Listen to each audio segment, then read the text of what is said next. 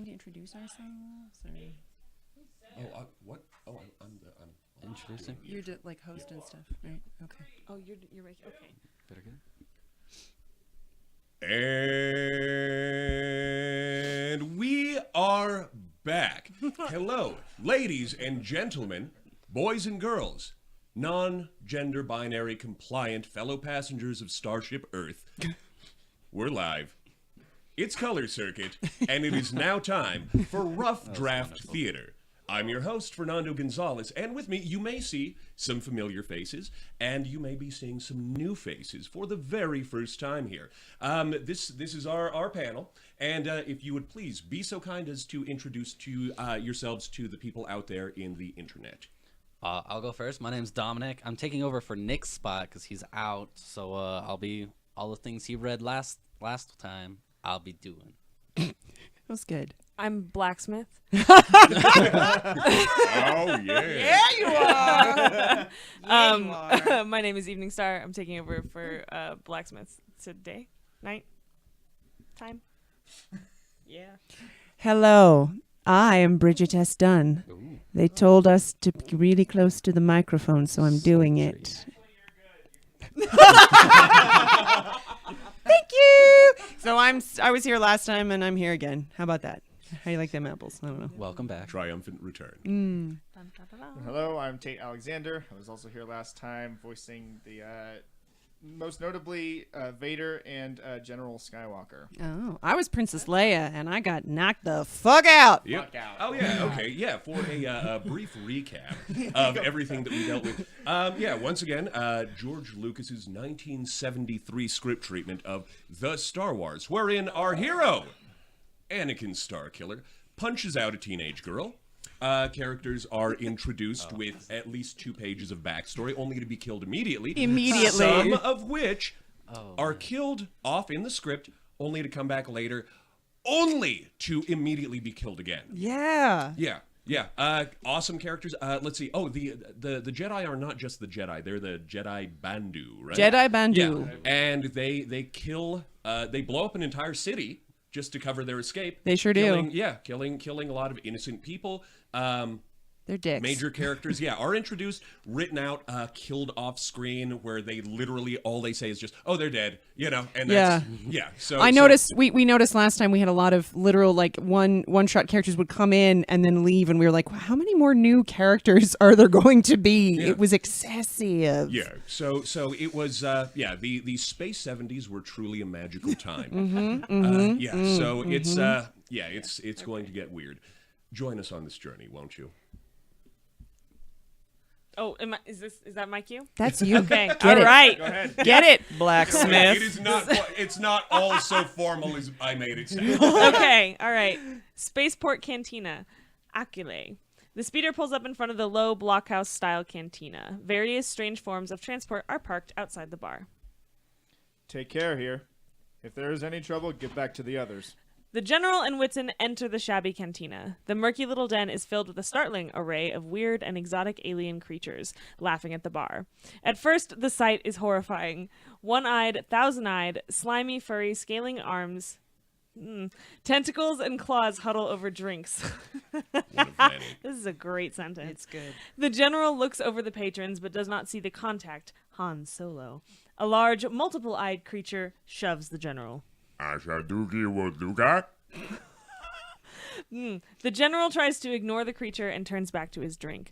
A short, grubby-looking human and an even smaller rodent-like creature join the first creature. He doesn't like you. I understood him. I don't like you either. I'm sorry. The big creature is getting agitated and yells at the General. Don't insult us. You just watch yourself. We're wanted men. I have the death sentence on 12 systems. I'll be careful then. You'll be dead. The short rodent yells something and everything at the bar moves away. The General assumes a defensive position. His 3 adversaries ready their weapons. You insist on a fight then. Just try and kill us. It will hurt a little. We aren't cowards. Then it can't be helped. The General's laser sword sparks to life. An arm lies on the floor. The rodent is cut in 2, and the large, multiple-eyed creature lies doubled, cut from chin to groin. The general, with quiet dignity, replaces his sword in its sheath. The entire fight has lasted only a matter of seconds. A figure stands in the doorway watching the general. As soon as the general notices him, he leaves. The cantina goes back to normal as if nothing had happened, although the general is given a respectable amount of room at the bar. The Jedi finishes his drink and then leaves. Captain Whitson follows. What did that accomplish? Yeah, no, I know. Spaceport alleyway. Gordon Akile. General Skywalker embraces Han Solo, the underground contact. Han is a huge green-skinned monster with no nose and large gills. What? We didn't read ahead from last time. This is exciting. That's news. It's the spontaneity of the moment, and that's one of the things that leads to the most fun that we have here. So yeah, that's. I don't have a nose? So just But you hold do have your. gills. So I think you just have to hold your nose when you read it. Oh, Just to- no. Yeah, just to be true to the spirit. You do you, Do it. boo-boo. I'll go Okay. Voldemort on this one. You get it. Get it, Han. I trust your choices. I like that. Yeah. Mm. You old scar dog. It took war to get you out here. Whitson arrives with Starkiller, the princess and her brothers, and the two puzzled androids. It's been too long. We've been through much together. It will be good to have you out of retirement and back at my side. How is Starkiller? Putting his arm around the young Captain Starkiller. I see. How is Starkiller? This is his son. Yeah, there you go. You're all the old boy will talk about. He's still holding up. Come, let's get off the street. The group enters a small doorway at the far end of the alleyway. On the main street, within view of the doorway, giant Imperial air tanks and other military hardware rumble through the city. Starving refugees sit in the gutters watching the immense display of force with a mixture of awe and terror. The princess stops for a moment and stares at her people, watching the might of the Empire. I'm acting it out. Well done. The general escorts her through the doorway with the others. Slum dwelling, living area, Akile. The seedy dwelling is dark and dingy. The group is greeted by 3 underground leaders and the old Jedi, Kane Starkiller. Captain Starkiller embraces his father as the underground leaders bow before the princess. Slum dwelling, dining area, Akile. The princess walks through the dining area, followed by Whitson and Starkiller, who carry the 2 sleeping princes. Wait, where did they come from? Yeah, she's got brothers. They're Wait, 2 they're kids. sleeping? Yeah. I thought they were walking. Oh, Okay. no. Just sleeping the whole movie. Okay. The general sits at a large table finishing dinner with Han, Kane, and the 3 underground leaders. Whitson returns from the bedroom. Captain, why don't you take the androids into the other room for a game of chess? I'm sure they'd enjoy it. Oh, that's me. A wonderful idea. Your kindness is greatly appreciated. Whitson escorts the 2 robots into the next room. Datos, a thin, wizened old man, seems greatly relieved. You're taking a great risk traveling with them. This whole operation sounds bad to me. I don't trust the Chrome companies. Time is growing short. The Empire's attempts at control have already caused a great deal of suffering to our people. Akko, a brash young rebel about the same age as Captain Starkiller, slams his fist on the table. It must happen now. Sorry. Oh, my. It must happen now. We are ready. Each day, the Imperial SBT finds and destroys a few more in the organization. We cannot wait any longer. Any uprising without a coordinated attack on the Death Star is out of the question. Oh, I'm on. Shit. It's like waiting. He's right. As long as it's operational, any action down here would be meaningless. We must proceed as planned. Are the arrangements secure? Quist, the 3rd member of the Underground, sparks to life and places several discs and badges on the table. All passengers' transport has been suspended, so we've arranged for you to travel as the crew of a Baltarian freighter. The boys will have to be placed in suspended animation and hidden in shielded micro-packs. What? I don't. It's the only way we will be able to get them past the scanners. Were you able to acquire the necessary power packs? It's become a serious problem. All power supplies have been restricted. S4 units are impossible to come by. I know an agent who might be able to acquire them for us. I'll check with him. It will be risky, but we've got no other choice. Spaceport observation deck, Akile. The dark figure of Valorum stands overlooking a group of Akilean partisans who are being tortured in the plaza below. Ooh, pleasant. 2 Imperial officers are finishing a report to the Black Knight. They salute smartly and then leave the observation balcony, passing Kuro, one of General Vader's aides, who approaches Valorum and bows low before him. Kuro and the Black Knight carry on an animated conversation.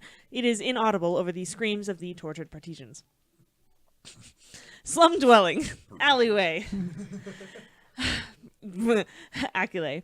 Residents glance fearfully from their windows as 6 Imperial stormtroopers make their way through the crowded slum alleyway. Han Solo and Captain Starkiller move cautiously past the Imperial patrol and disappear into the shabby hideout of the Parisian underground. Now she's just being silly. It's Space Paris, everyone. Slum dwelling, main area, Acule. Space Paris. The 2 men enter the dingy main room of the slum dwelling and are immediately attacked by Biggs, wielding a toy sword. Oh, that's effective. Starkiller good-naturedly fends off the young prince as Han, in a more serious mood, goes into the other room. R2 and 3PO are helping Windy put together a... Windy? Okay, Yeah, put yeah. together a block-like puzzle. Princess Leia comes in to see what all the commotion is about, just as the young captain grabs Biggs by the foot and holds him upside down. Starkiller and Biggs are laughing uproariously. Leia gives the captain a stern, disapproving look, then returns to the other room. Slum dwelling, dining area, Acule. General Skywalker, Captain Whitson, and Datos are in the process of assembling 2 micro-packs on the kitchen table. Han pulls a small silver power pack from his pocket and places it on the table. The old Jedi, Kane Starkiller, reaches over with his one good arm and takes it. He inspects it carefully. Princess Leia sits quietly behind the general. We could only get 1 unit. The Empire's methods are proving to be very effective. Kane places the power pack back on the table. The pain from those simple movements shows on his face. This will work fine. One of the boys will have to stay. We can't hide him for very long. The risk is too great.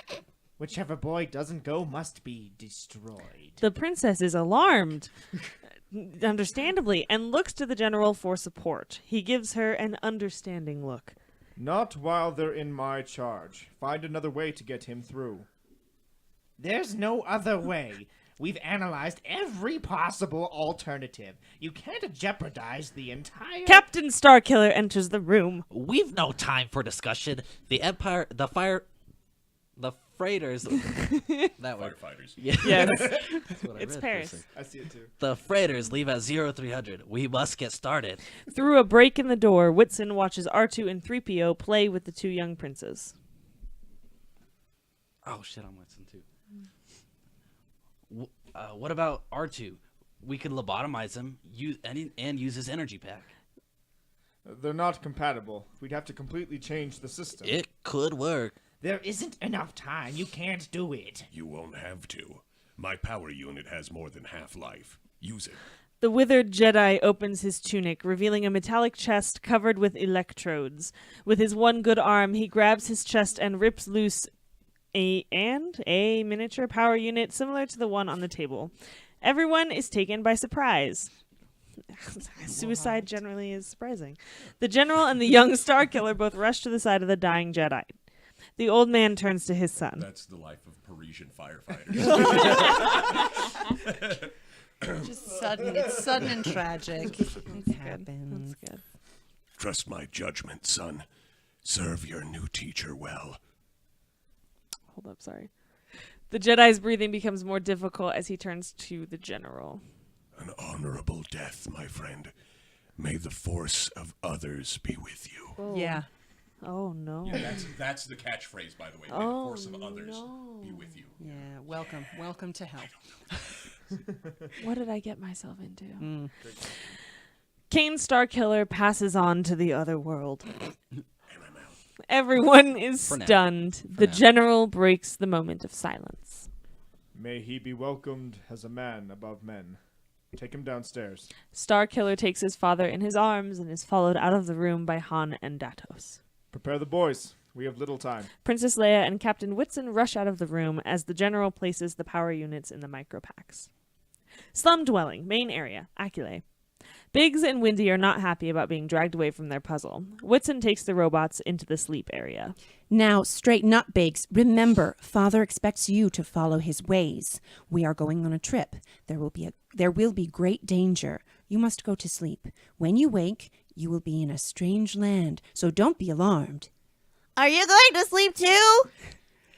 I will be looking after you. Now, be good boys and stand still. Lift your sleeve. Windy lifts his sleeve, and Leia injects him with a sleep serum. Sleaze? This is bad. Sleep. Oh, sleaze. Yeah. Windy list. Yeah, that says sleaze. Oh yeah. Yeah. He lifts his sleeves. Sleeve. Sleeves. Which one did I say? No, you said sleeve. Okay, cool. But Windy Sleeve. lifted his Editing as I go. sleeves, whatever. Whitson enters just as the little prince collapses into a deep sleep. Quick as lightning, he catches the boy before he can hit the floor. Wait, Leia was not ready for that? No. No, she like other people are beating her up. She can't. Be Yeah, she's like, I'm gonna inject you. I'm not I'm gonna gonna catch inject you. you You and catch dash that away. princess and smack. I knock him It's over. not you my catch them. problem, okay? Space 70s. Space 7. The princess injects her other brother and he collapses into her arms. I guess she likes him more. Slum dwelling, dining area, Acule.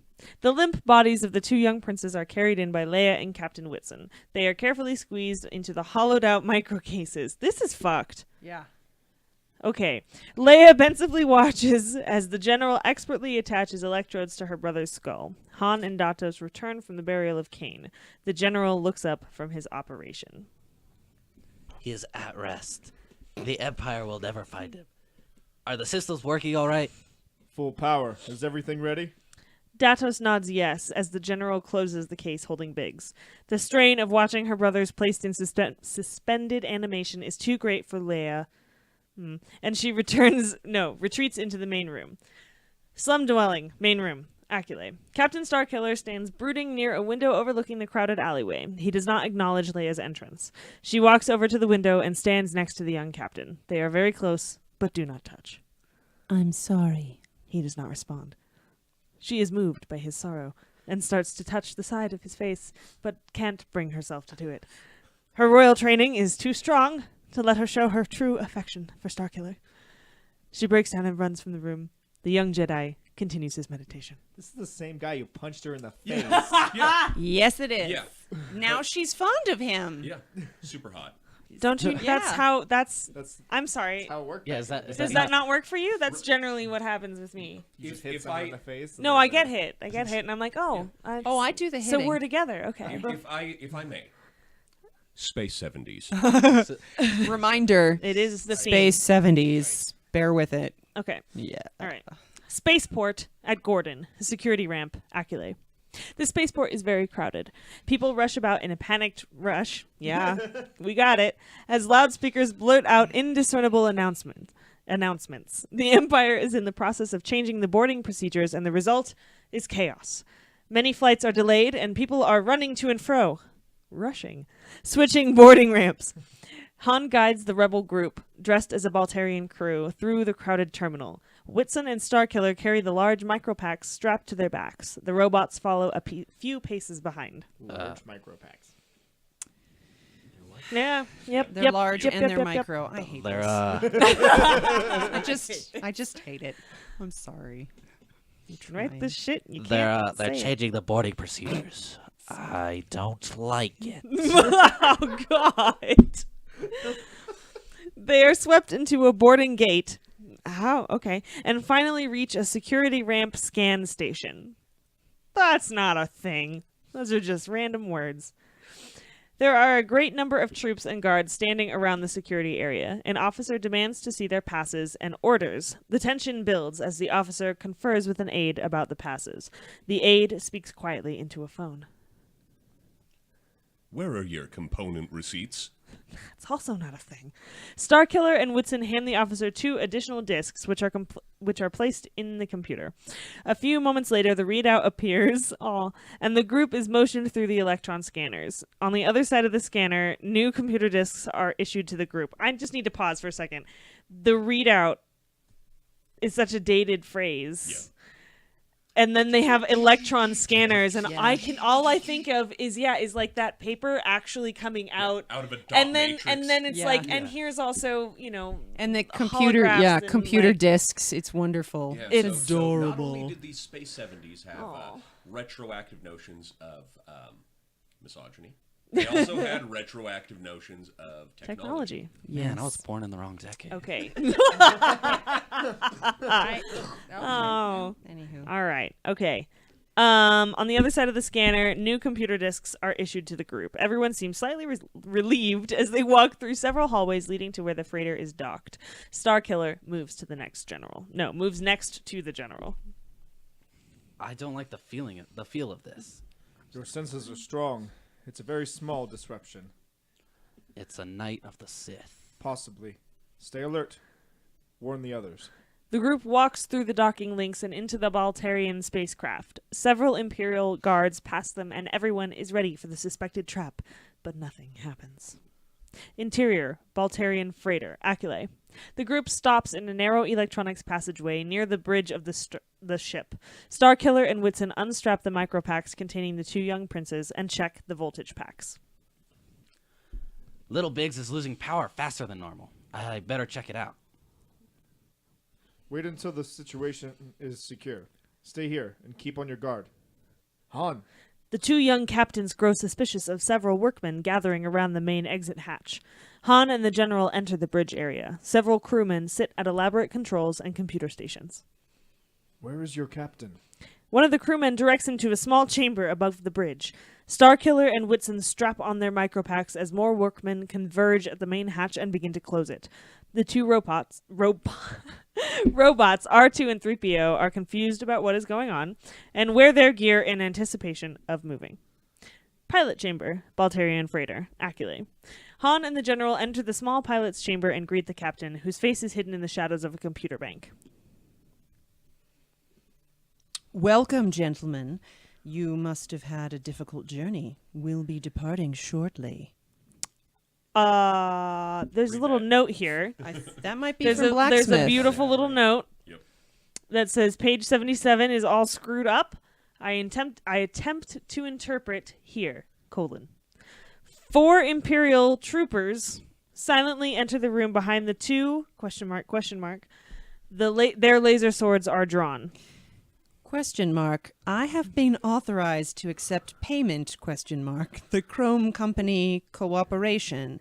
You've brought it with you. The Chrome Company It's a whole cooperation? thing. This is why we said, great. okay. Oh, I see why. I'm Okay. going through a whole emotional journey here. I know. We all are together. ? Moves out of the shadows and is revealed to be Valorum, First Knight of the Sith. Instantly, both Han and the general, understand the situation. They turn, drawing their laser swords, ? The move, and cut down the 4 Imperial troopers. This is just gibberish. I'm so sorry. Yeah, yep. Chamber instantly seals shut. Valorum hasn't ? And remains unusually calm. The two Jedi turn ? Would you like me to read Valorum? Yeah. Okay. Because I think that was who I was supposed to be. Question So, ? Over, gentlemen. The chamber is sealed. ? Force me to release the Gigas? ? And the Black Knight turns to an intercom. Ion secure. Prisoners taken to hold B. ? Casualties. Gas was necessary. ? Errol relax. And drop their weapons. The door, ? behind them, and 6 guards enter wearing face ? And the 2 Jedi with chrome microcuffs. A ? creeps across Valorum's face. And mine. I think we're all experiencing that together right now, and Yep. it's nice. Yep. It's nice. It's a bonding moment. Aw, General ? Unimpressed with the nightly trap. ? It's ended. Tagar. Take them? ?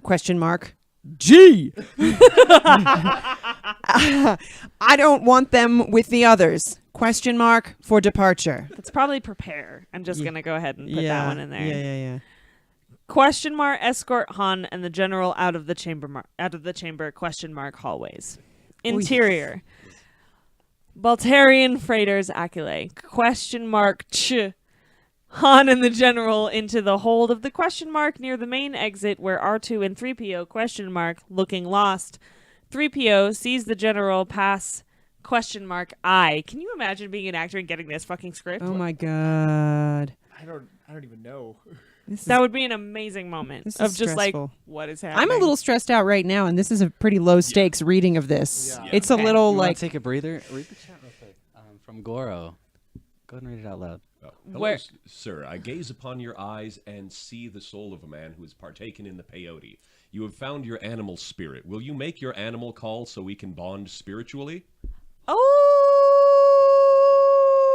That's that's Which is then followed by, your spirit animal is clawing at the inner flesh. It wants to be heard. that feels Yeah. right. sounds Yeah. about. That feels I right. feel like that's accurate. I think like from just somewhere out in California, George Lucas looks up and goes, yes, spirit animal. Yes. as he's writing in the And script. then he's writing this again, Again. all over again, word for word.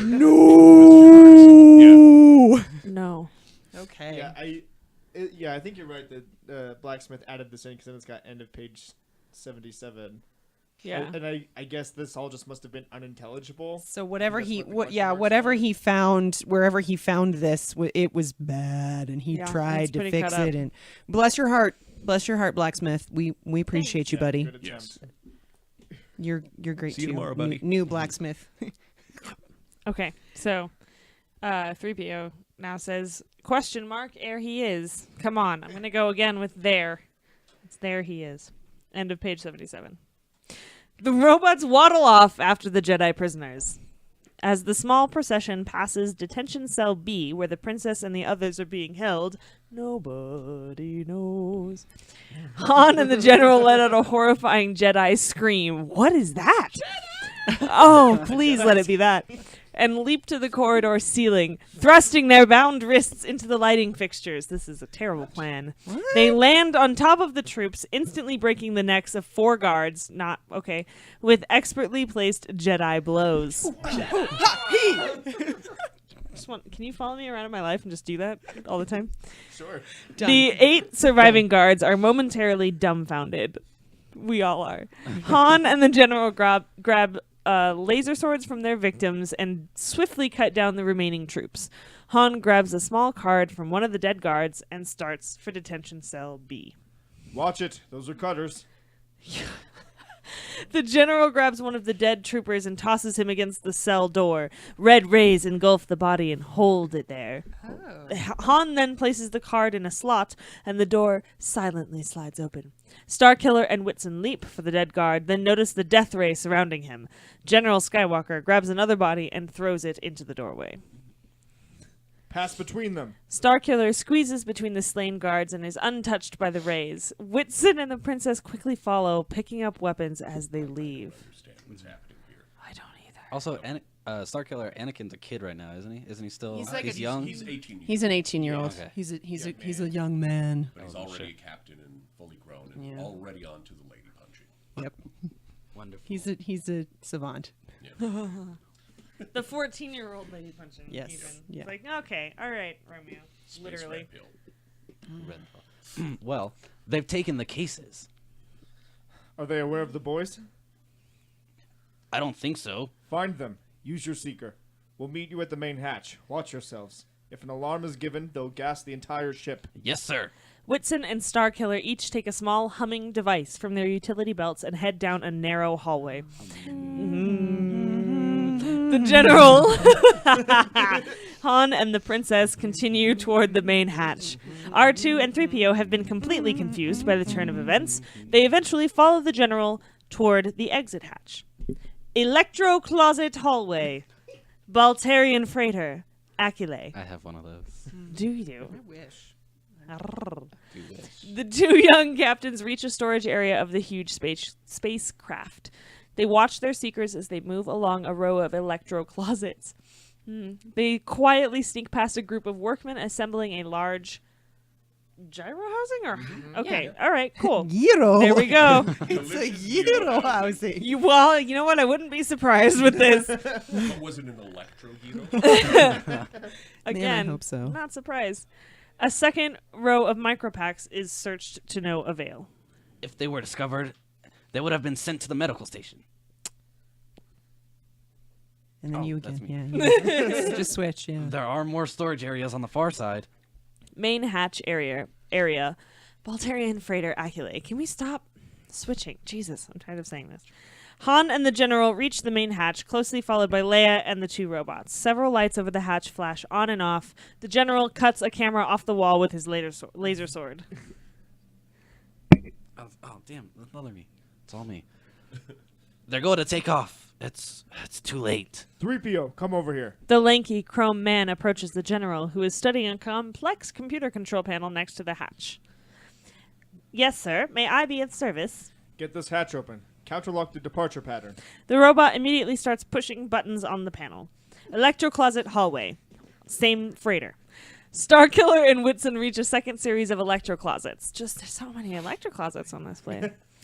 A signal appears on the seekers, and Starkiller cuts down the door of one of the small cabinets. Whitson stands guard. Approaching troops are heard in the distance. Starkiller quickly rummages through the electropacks until he spots the familiar case containing the 2 boys. Troops! The Starkiller straps on one of the backpacks and hands the other to Whitson as they duck into a narrow passageway. 4 troops march through a nearby hallway. After they have passed, the young captain checks to make sure the way is clear, then runs down a hallway toward the main hatch. Bridge. Freighter. As the crew makes the final preparations for the blast-off, the main hatch light blinks on. One of the pilots notices the light and begins to check it out. Is the main hatch secure?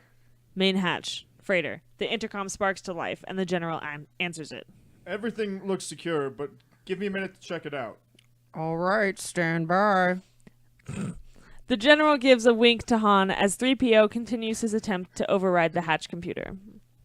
Hallways. Freighter. Starkiller and Whitson curiously move down a long hallway, ever watchful of Imperial troops. They reach an intersection, carefully check in all directions, then rush down a main hallway.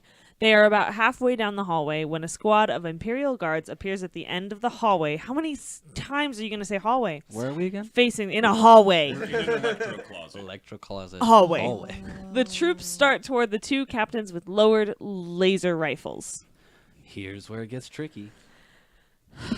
Starkiller, then Whitson, quickly and smoothly draw their laser pistols and fire at the troops. A giant explosion destroys the far end of the hallway. A few laser bolts are returned, but streak harmlessly overhead and explode out of range. The exchange of gunfire lasts only a few moments. When the smoke clears, the troops have been destroyed. Nice. Main hatch. The main hatch slowly begins to slide open when the rumbling explosion of laser fire echoes through the hallway. Han looks to the general, and they both instantly realize what has happened. Han draws his weapons. Beautifully done. The hatch is now fully open. Everyone stands silently, watching for the 2 captains.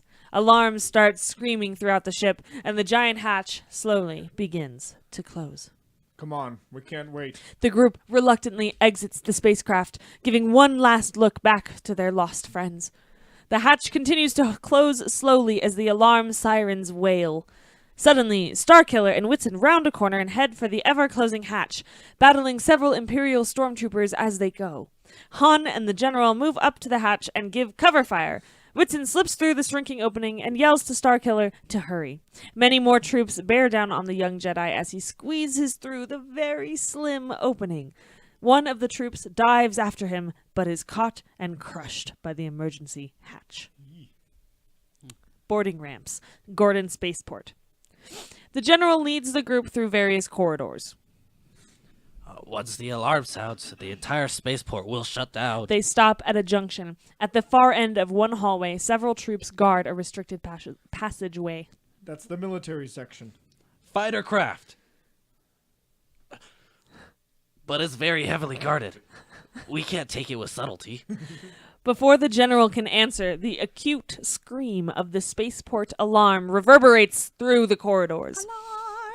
The general, followed by his 2 young captains, charges toward the heavily guarded military passageway.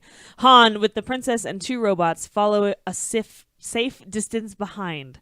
A guard sees them coming and orders them to stop. Starkiller and the general fire their laser pistols at the passageway entrance, and the troops disappear in a huge explosion. The group jumps over the dead guards and smoking rubble, then runs through a series of hallways leading to a starship. Is anybody else having a really hard time following this? Like, Yeah, I don't know. visually? They're just running All right. around. I They figure. Get away. Just running. Were there Sure. friends that they lost? I don't know. I don't know. Exactly. They stop just short of an intersection leading to a boarding ramp. Starkiller peeks around a corner at the 2 guards standing in front of the boarding ramp. Cutters, we'll have to draw them out. A blast might alert the crew. R2, come here. The little robot waddles over to the old Jedi. Move to that intersection and sound the alarm. The mechanical dwarf. Fuck! That's not cool. Space 70s. Oh, the mechanical dwarf dutifully marches into the intersection and lets out a high electronic scream. The guards shut off the deadly laser cutters and cautiously approach the wailing robot. What is it? What's wrong? Aw. With incredible speed, both guards are dropped by a few precision blows from the 2 young captains. They immediately drag the unconscious guards into the starship. Starkiller, Whitson, stand guard. I'll signal it takeoff -30. And reverse that cutter. Interior Imperial starship. Han and the general, followed by Leia and the robots, enter the Imperial starship. They rush through several narrow hallways leading to the bridge. The two crew members, leaving a control station, stumble into the group and are quickly dispatched by Han. The princess waits with the robots as the general and Han enter the bridge. The 2 pilots and the navigator are taken by surprise and promptly are subdued. Han switches on the intercom and listens. How are we gonna get them to open the silo cover? Send 3PO in here. Dispose of any crewmen left on board. Boarding ramp, spaceport. Starkiller and Whitson now wear the uniform of the Imperial Guard. Whitson has removed a plate from the cutter mechanism and is crossing a few wires. He replaces the cutter plate just as a squad of stormtroopers rushes toward the door.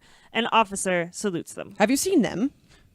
No, sir. They're in this section somewhere. I'm doubling all the guards. Stay alert. 2 guards take up positions just outside the cutter areas, and the squad moves on to another starship. Starkiller gives his partner a philosophical look.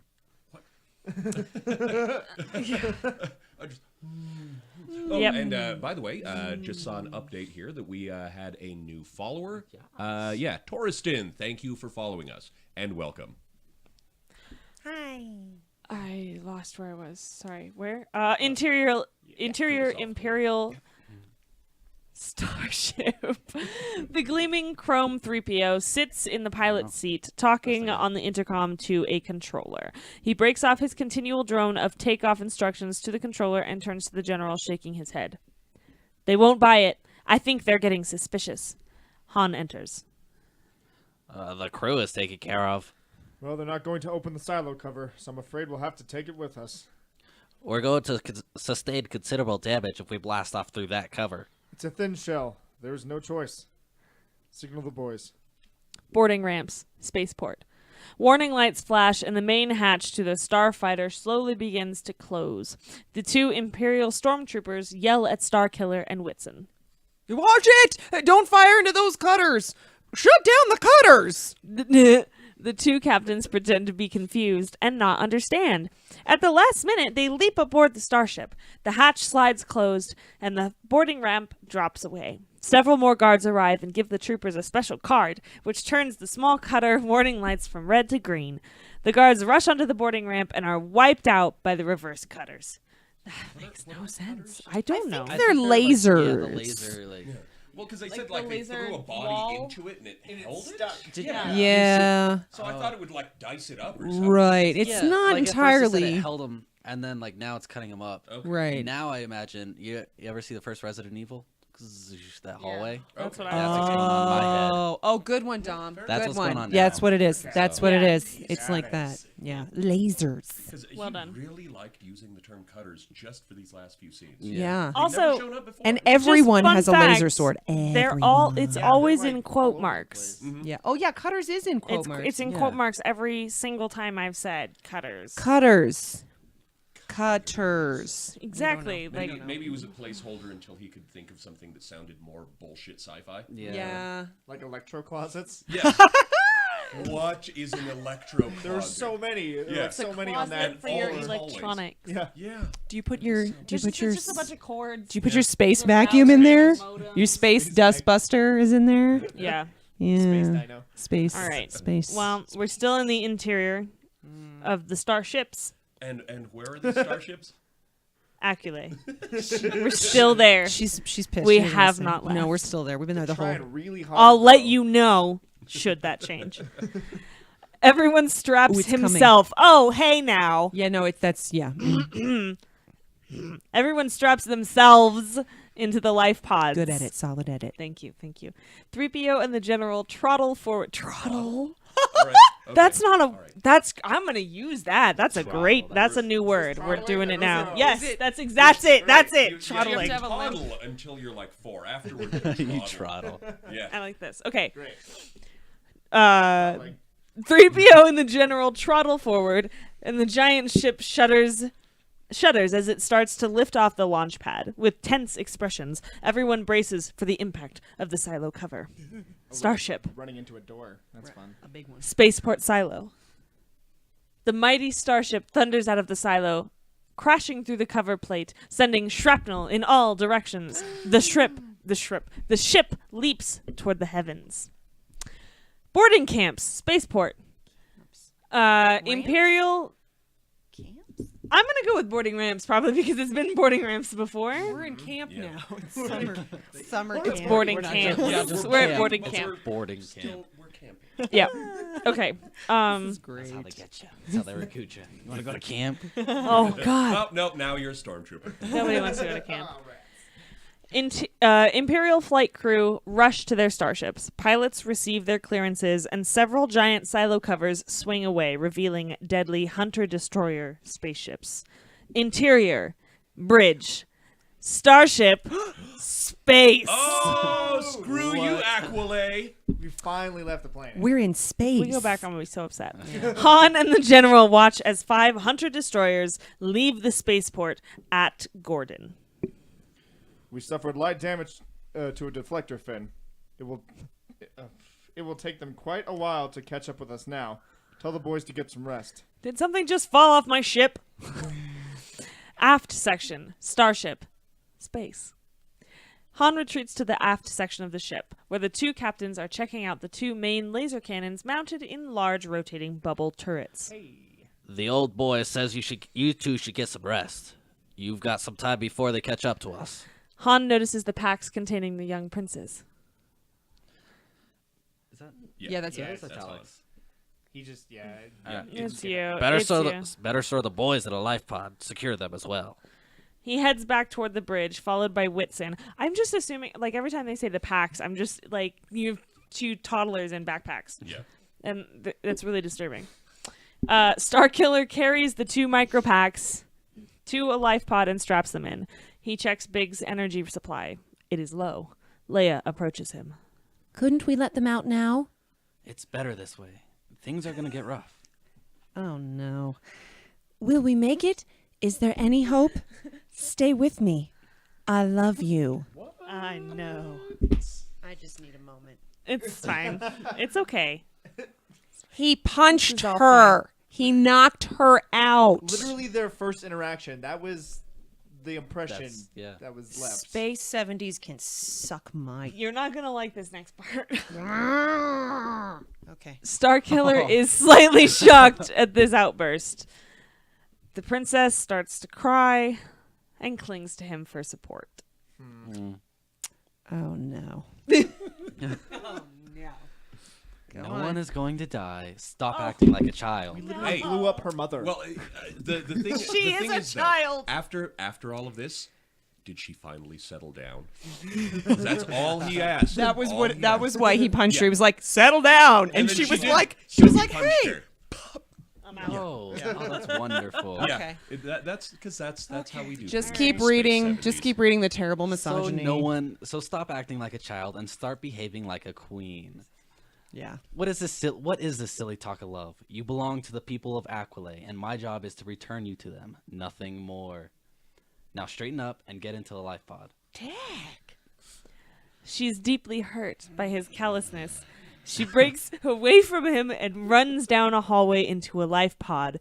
He is tired and angry at the whole incident. Oh, boo fucking who? How dare she? How dare she? Bridge starship still in space. 3PO guides the starship toward the Ophakai. Thank you. Yeah. Ophikai system. The general watches the computer readout estimate the position of the Imperial Hunter destroyers. Hostile craft will intercept at 30 plus. What's the nearest star system? Yavin. Set a course, and maybe we can lose them among the systems. Aft section. Starship. Starkiller rests in one of the laser cannon pod bays. He is thinking about Leia. No. This is creepy. This is so creepy. Yeah, this Yeah. is. I don't want to read this. I feel dirty. I need a shower. Okay. Slowly, a smile creeps across his face. Creep is a good word. Yeah, this is yeah, creepy. it's operative. Yeah. He makes a decision, jumps up, and hurries down a hallway. He taps on the life pod bulkhead, and Whitson opens the door. Starkiller is surprised. What is it? Where's Leia? This is good. She went forward.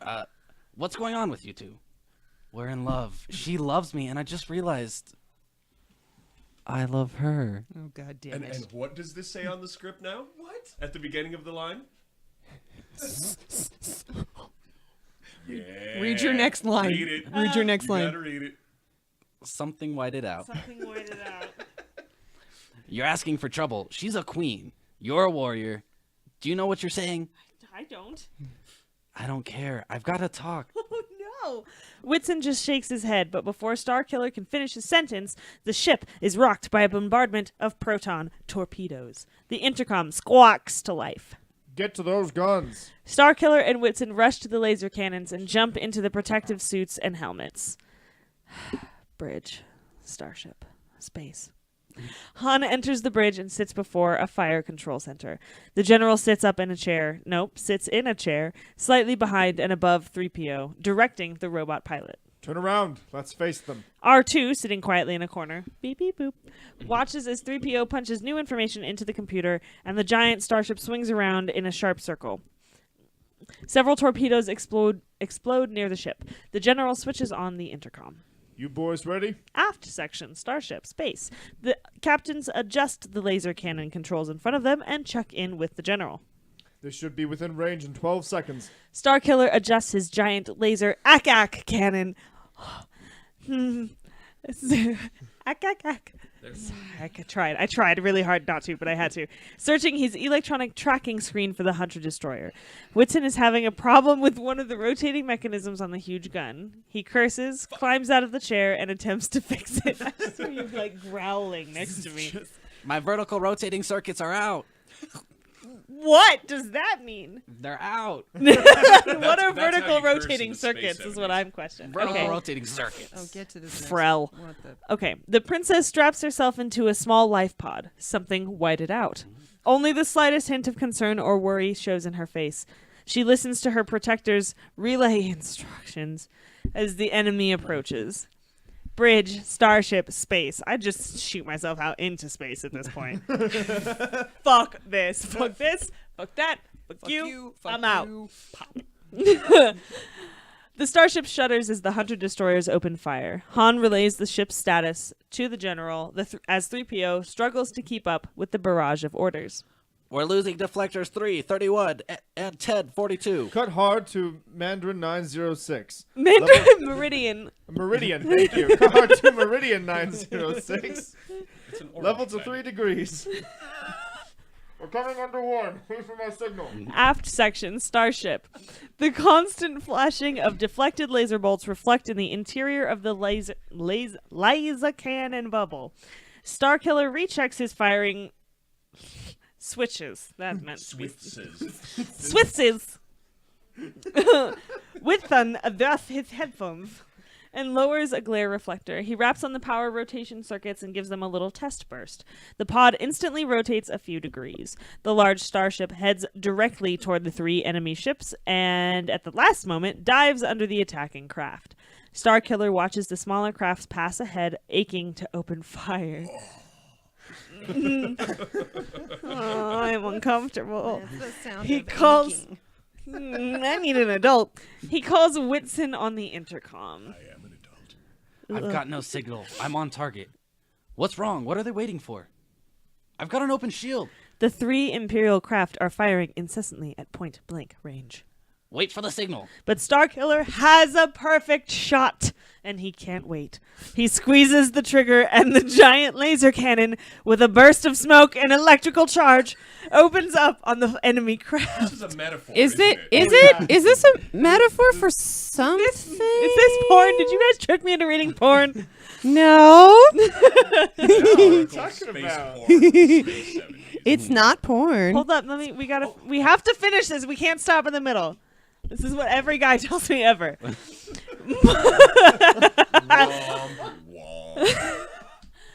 Moments later, the signal lights flash on and Whitson commences firing on the receding Hunter destroyers. I'm so happy. 2 of the Imperial craft break off and prepare for another attack run. The third is hit by a concentrated barrage from the 2 captains and begins spinning out of control until it finally explodes.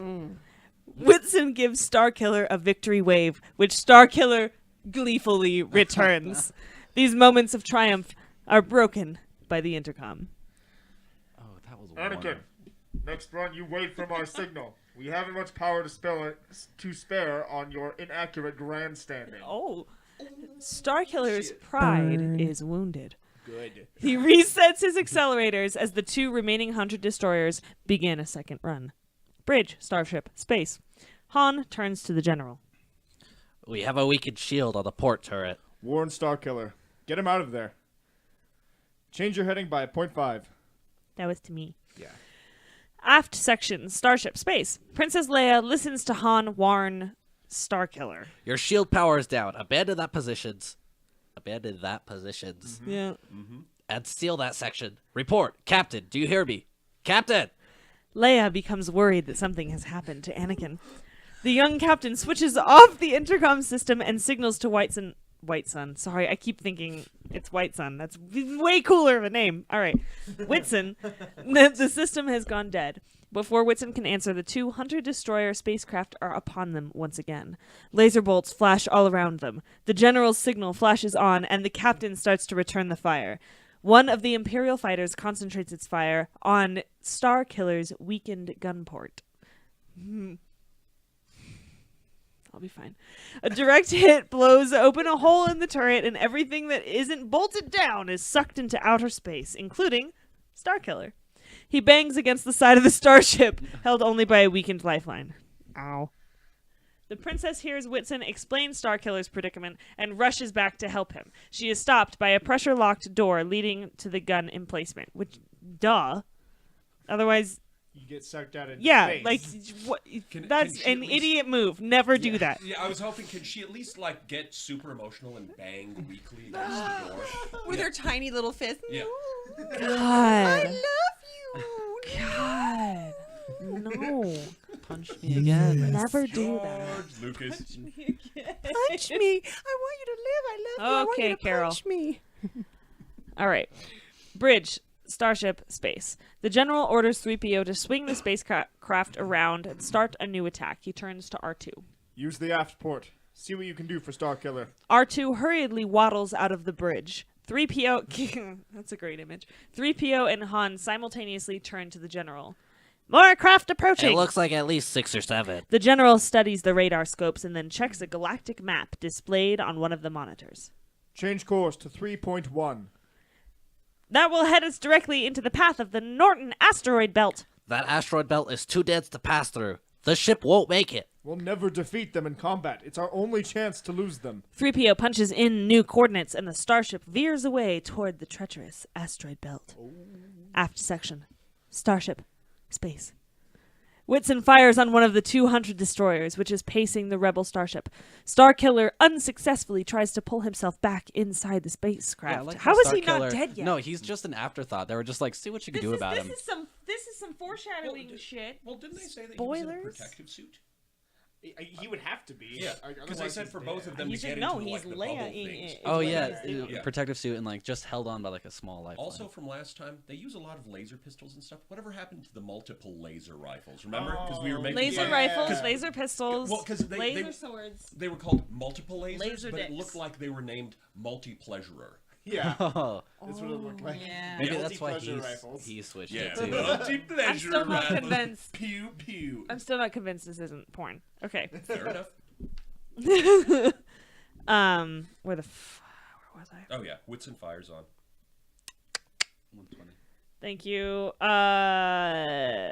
The enemy craft maneuvers wildly in an attempt to get into a better position to fire on Starkiller. Whitson blasts away until the Imperial spacecraft spews forth equipment and personnel, careens off, and eventually explodes. R2 wobbles along he wobbles this time along the exterior of the ship until he reaches the stranded captain. He attaches a new lifeline to the young Jedi's spacesuit. Oh, yep, okay, spacesuit. And makes his way back inside the wounded craft. Starkiller is pulled to safety just as the starship enters the asteroid belt. Good timing. It's like, it's an asteroid, like a Meh. balloon. Oh no, he would just explode. A barrage of small and large asteroids begin to pelt the ship, causing a great deal of damage. I'm also pretty sure that's not how asteroid belts work, but alright. Secure yourselves. We may have to eject. Abandon the turrets. That's over the intercom. God damn it. Do you want to try again? Secure yourselves. We may have to eject. Abandon the turrets. The princess, you're welcome. The princess rushes back to her life pod and straps herself in. Whitson and R2 help Starkiller make his way out of the laser cannon turrets and through a series of locks to the life pod area. Bridge Starship Space. The asteroids hit hard. The ship is buffeted to and fro as the General, Han, and 3PO struggle into their spacesuit-like life pods. The Imperial Hunter-Destroyer closest to the Rebel ship explodes in the onrush of deadly asteroids. The new reinforcement Hunter-Destroyers turn back and give up the pursuit. They disappear from the tracking monitors. The asteroid bombardment becomes almost unbearable. Warning lights begin to flash. Extending foils, antenna, and armament pods are scraped away from the starship hull. A baseball-sized hole is punched through the midsection, and hundreds of objects are sucked into space. Hundreds of baseball-sized objects, I guess. Yeah, they pulled him out of the electric. A large locker eventually... closets. A large locker eventually plugs the opening. Not This- to be confused with an electro locker. Or an electro closet. It's different. This is a locker. The locker's in the closet. Oh, okay. Zing. Zing. Bazinga.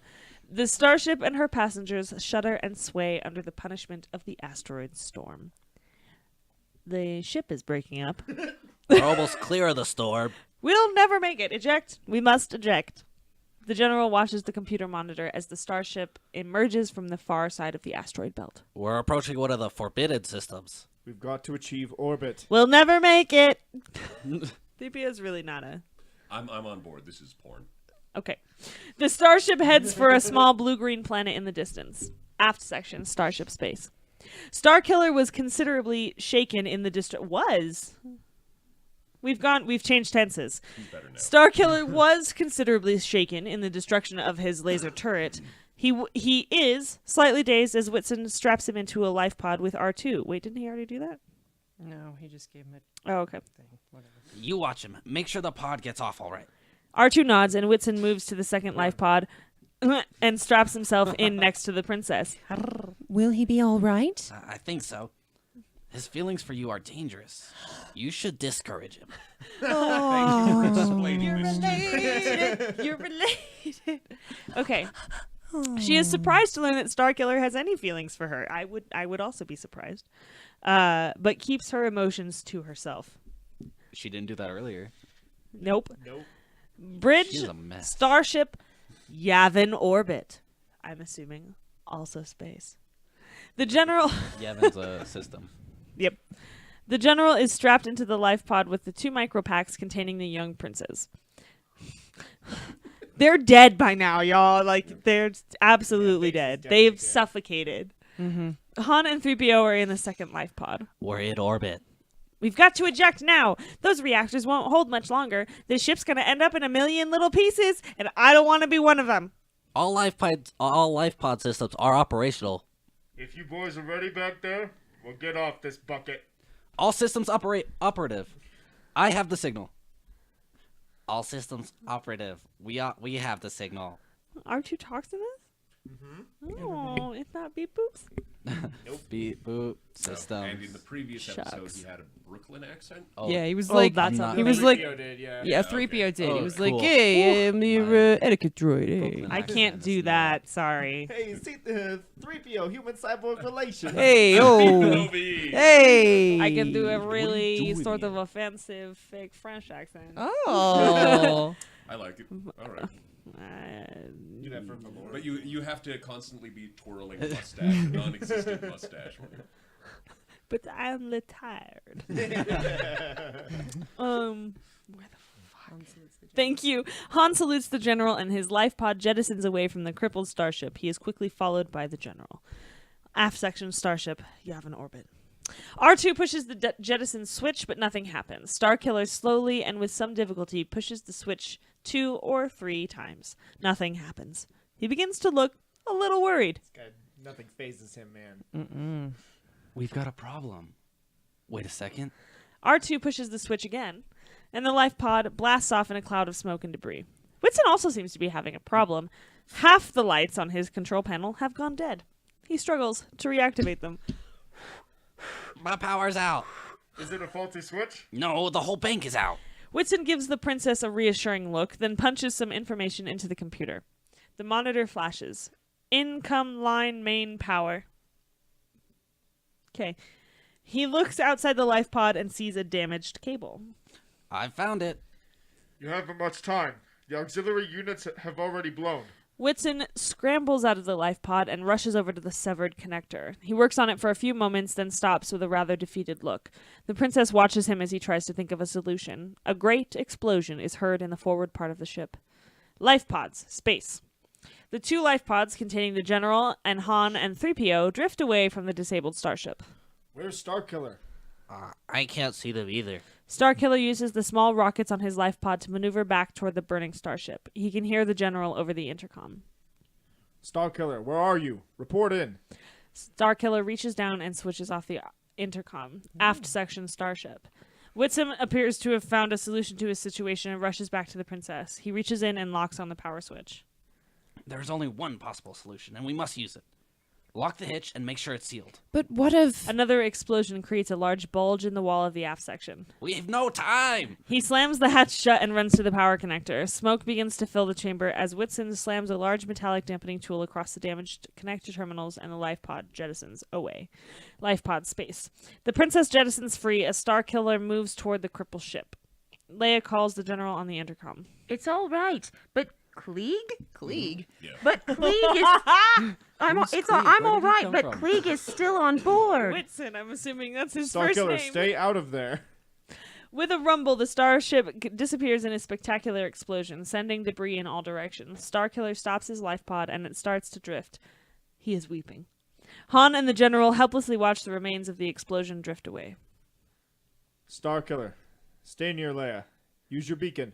Coordinate with us. Starkiller's intercom is weak, and there is a great deal of static. The life pods drift toward the awesome blue-green Yavin surface.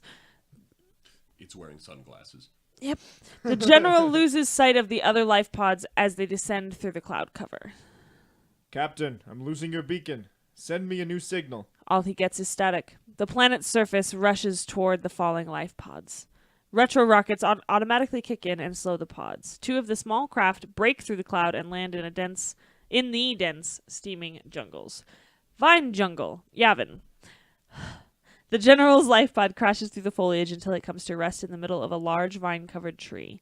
He grabs the 2 micropacks and climbs out of the life pod and onto a large moss-covered limb. Han and 3PO run to the base of the huge tree. Are you alright? Fine.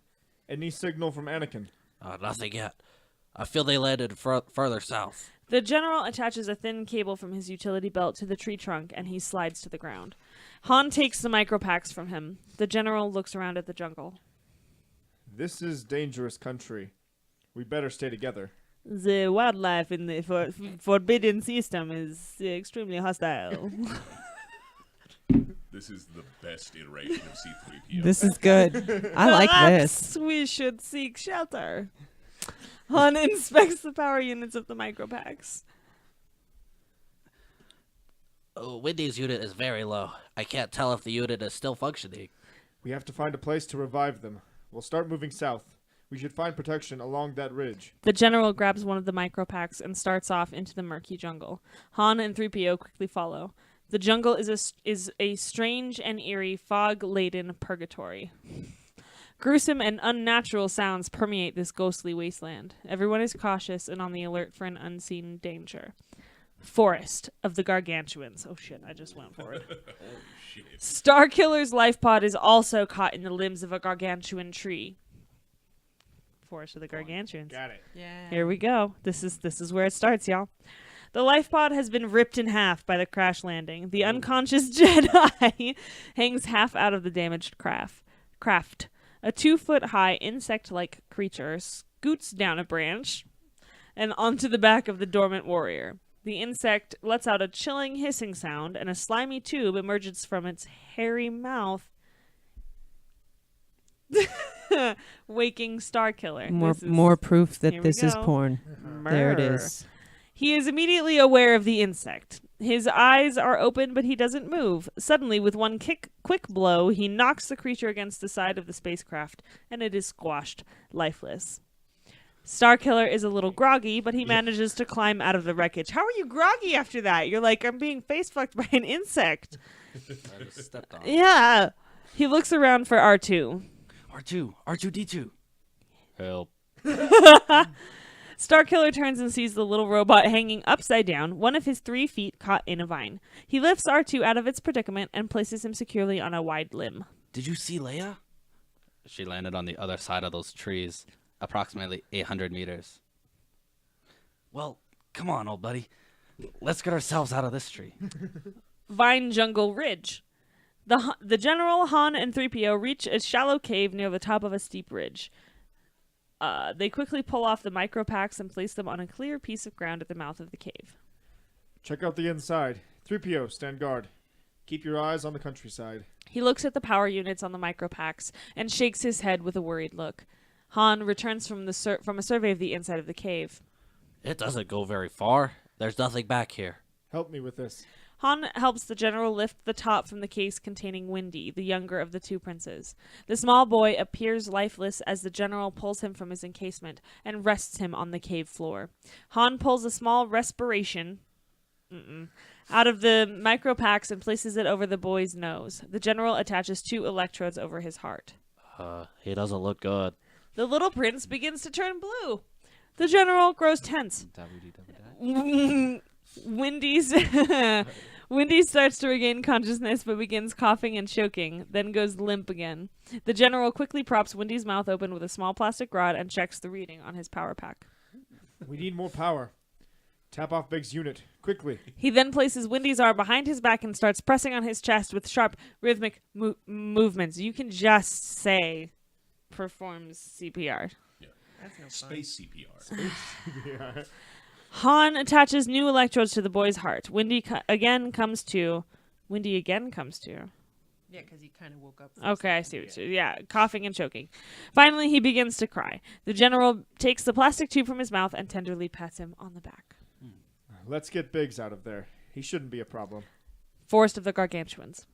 Starkiller slams closed the hatch of Princess Leia's life pod. In the distance, the subhuman cries of lonesome tree beasts cut through the forest murmur.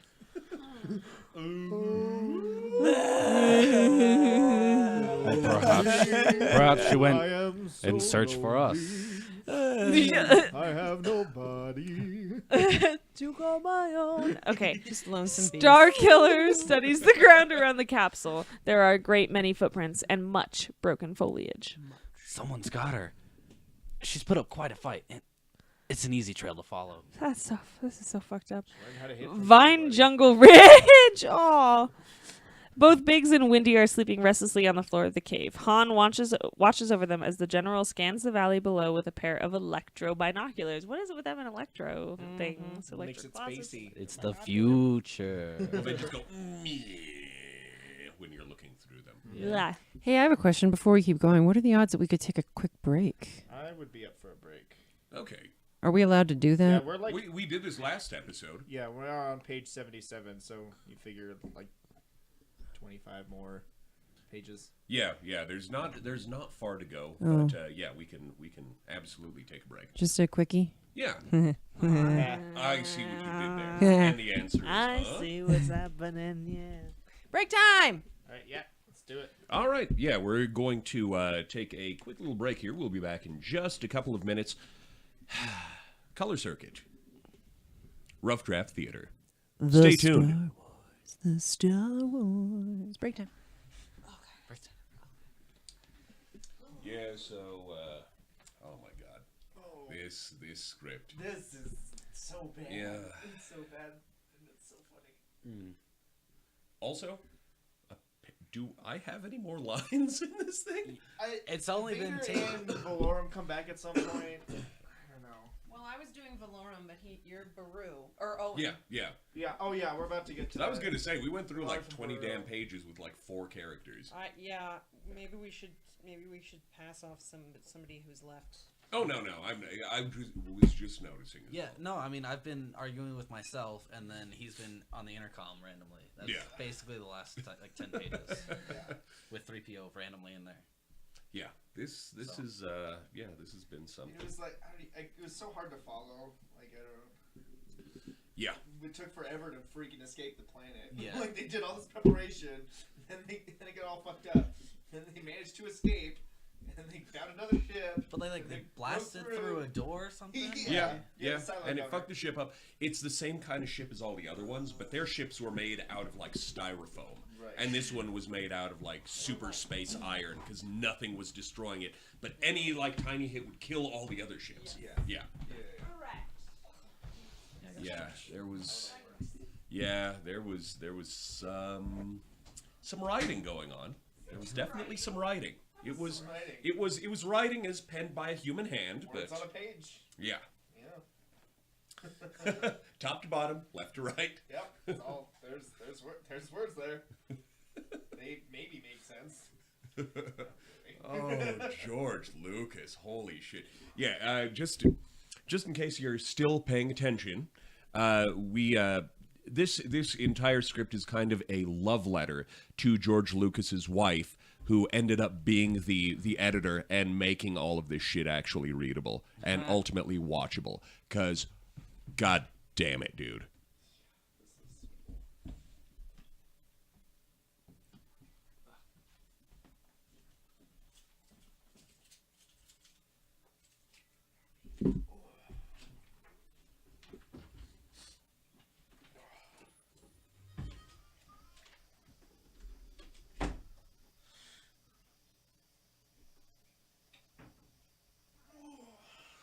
Yeah, because last time we just went and had some water and stuff.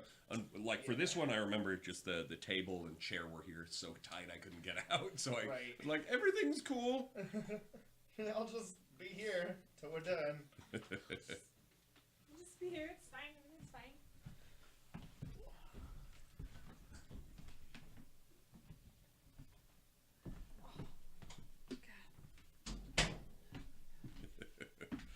Oh, so bad. Crap. I didn't realize I was signing up for such a huge role. I was like, oh, I'm reading all the things. Okay. I was supposed to meet them. We're not. I was like, you guys are gonna be. Just go to sister. I'll get there eventually. Yeah. Because I was gonna help Eleanor do her makeup. Oh, for the winter ball. Yeah, the Gothic ball. Yeah. We'll see if she wants to wait or if she's like, it's fine. Muffin! Oh my gosh. Come here with your beautiful self. I was gonna say I thought he said cookies. It's a term of endearment for Nyanjo. I was literally about to wait for him to say that I did say cookies, and then I was gonna go muffin. You blew my joke. You are the worst. I know. Also, may I have a cookie? Of course. All right. Cookies. Did you hear the little harmonica sting? Yeah, because that's a cookie sound. Wow, cookies.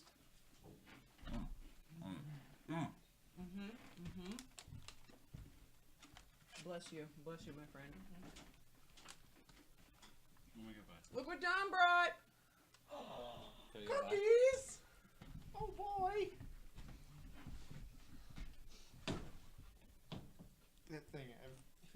twice in that butt now. It's a butt. Can't help it. Can't help myself. Booty, walking everywhere. Booty, walking everywhere.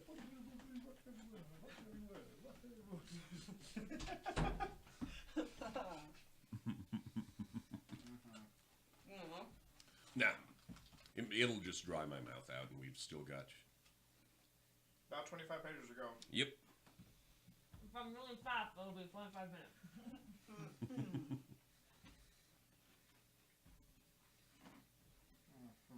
Well, I was gonna say, since I've not done a lot of, I can take over on the space directions on the space script if you like.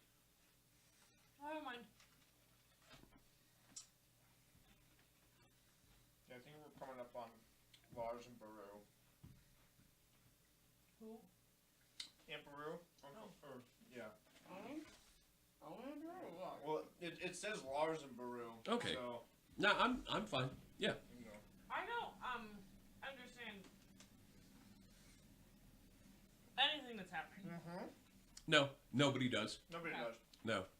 It doesn't even slightly resemble the movie I know. No, yeah. You can see seeds of it, and like some of the names have been kept, but it's very different from what the actual movie is. Yeah. Laser swords. I noticed like just kind of everybody can have laser swords, and it was like also Yeah, even they picked up laser swords off some like dead Oh, guards' thank you. bodies. I was like, Yeah. okay. Yeah, everybody. and didn't yeah, it was like the other thing that was kind of bugging me too was just like nobody thought to at least let Leia have a fucking gun or a sword, or is it just like No. she like her She exists to be womanliness would just cause her to fall on the sword or Yeah. shoot Yes. herself or something? Yeah. Just because she was overcome by emotions? Literally. Yeah. Yeah. Okay. All right. Just want to make sure. Yeah. Holy shit. Yeah. Almost. Yeah, I'm good. I will eat this forever. No, at least I'm gonna drink by me. I'm trying to snapple. This costs the same as like a little bottle. Really? Yeah. Damn. That's why I always grab the big one, and then everybody's like, "Wow, it's a big bottle." I'm like, "Yeah." Because it's cheaper.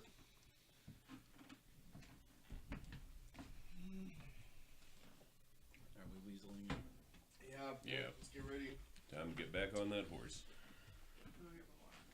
I'm gonna finish this cookie.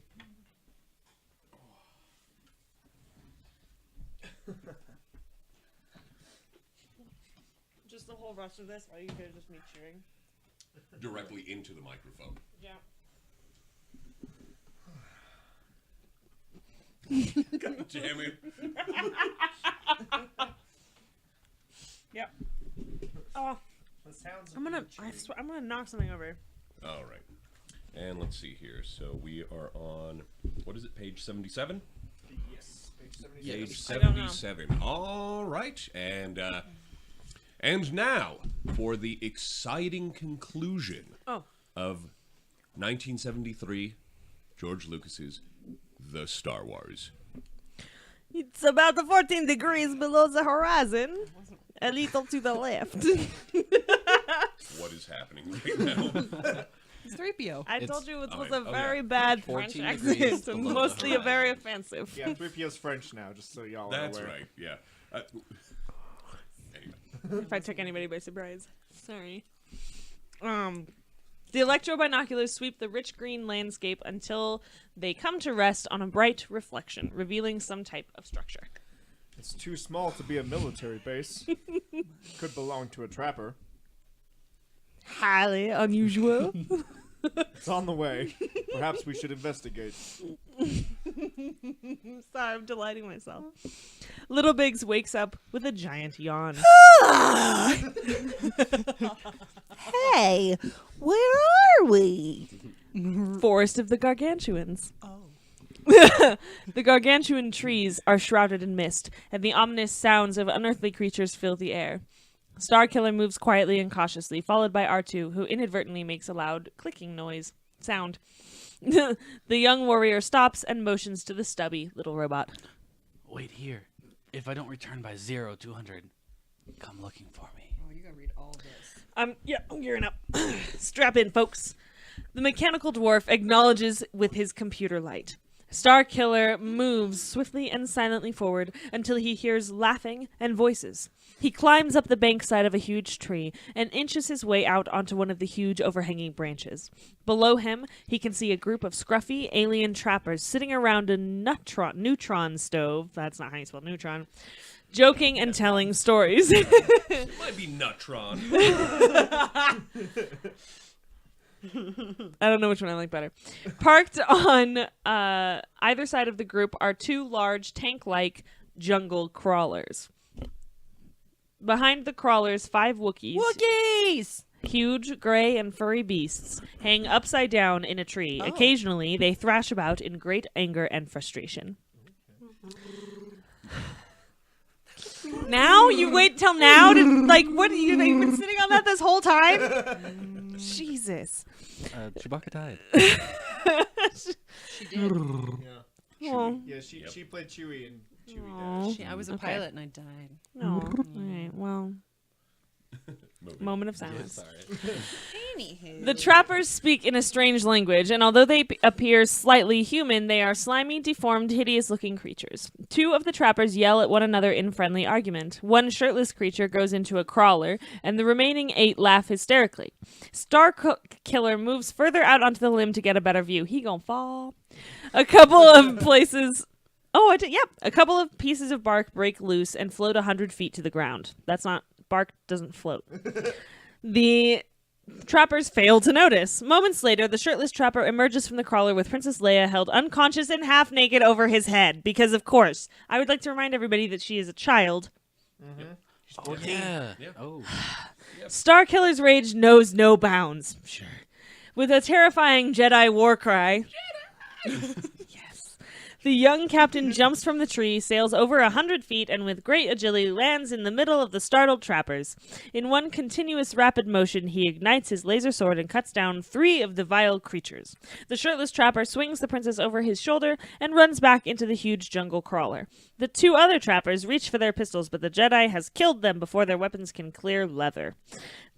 The 3 remaining creatures have their pistols out and start firing. Explosions erupt all around Starkiller. One blast hits the branch holding the Wookiees, and they collapse with a loud screech in a heap. One of the trappers is caught in the crossfire and is blown apart. When the smoke clears, Starkiller lies unconscious amid the burning rubble. The jungle crawler begins to move out of the camp. The last 2 trappers run after it. One is able to jump on board, but the second trapper runs too close to the now freed Wookiees. Chewbacca, one of the furry giants, grabs him and snaps him in 2 like a stick of wood. The jungle crawler disappears in the forest mist. The 8-foot Chewbacca, who resembles a huge gray bush baby, with fierce baboon-like fangs, struggles to free his companions. It was a lot cuter. it was spelled the same, right? No. Actually, It was I'm sorry. It was Chewie. Chewy. It Yeah, was just it Chewy. was Chewie. We Okay, had so- not read ahead, so we kind of made an assumption Yeah, that it was the replacement Chewbacca, but it turns out Chewbacca has 'cause arrived. He's describing There's Chewie, Chewie or and then Chewbacca. Chewbacca. That doesn't, Right. but I feel like they do that a lot. They Huge describe fangs, it and then bush baby. describe it again. Yeah. And also there's a whole repetition of names thing, and it's Well, yeah. whatever. Did they describe Chewie in the beginning though? It was just a pilot. Not She was really. a Just he, Just she threw him pilot in there. person. Okay. Yeah, Okay. whatever. Starkiller regains semi-consciousness and attempts to get up, only to groan and collapse back into unconsciousness. The Wookiees gather around him and poke him a couple times to see if he is still alive. They squawk and jabber, apparently in some kind of argument. Finally, Dewana, the largest of the Wookiees, picks up Starkiller and puts him over his shoulder. The group disappears into the jungle foliage. Treehouse, Forest of the Gargantuans. Han and 3PO carry the 2 little boys on their shoulders. The general stops on the edge of a clearing and motions for the others to be still. Biggs turns around and signals his little brother to be quiet.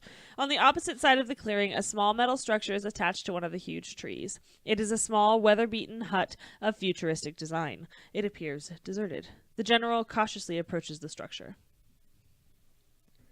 Oh, Yeah. okay.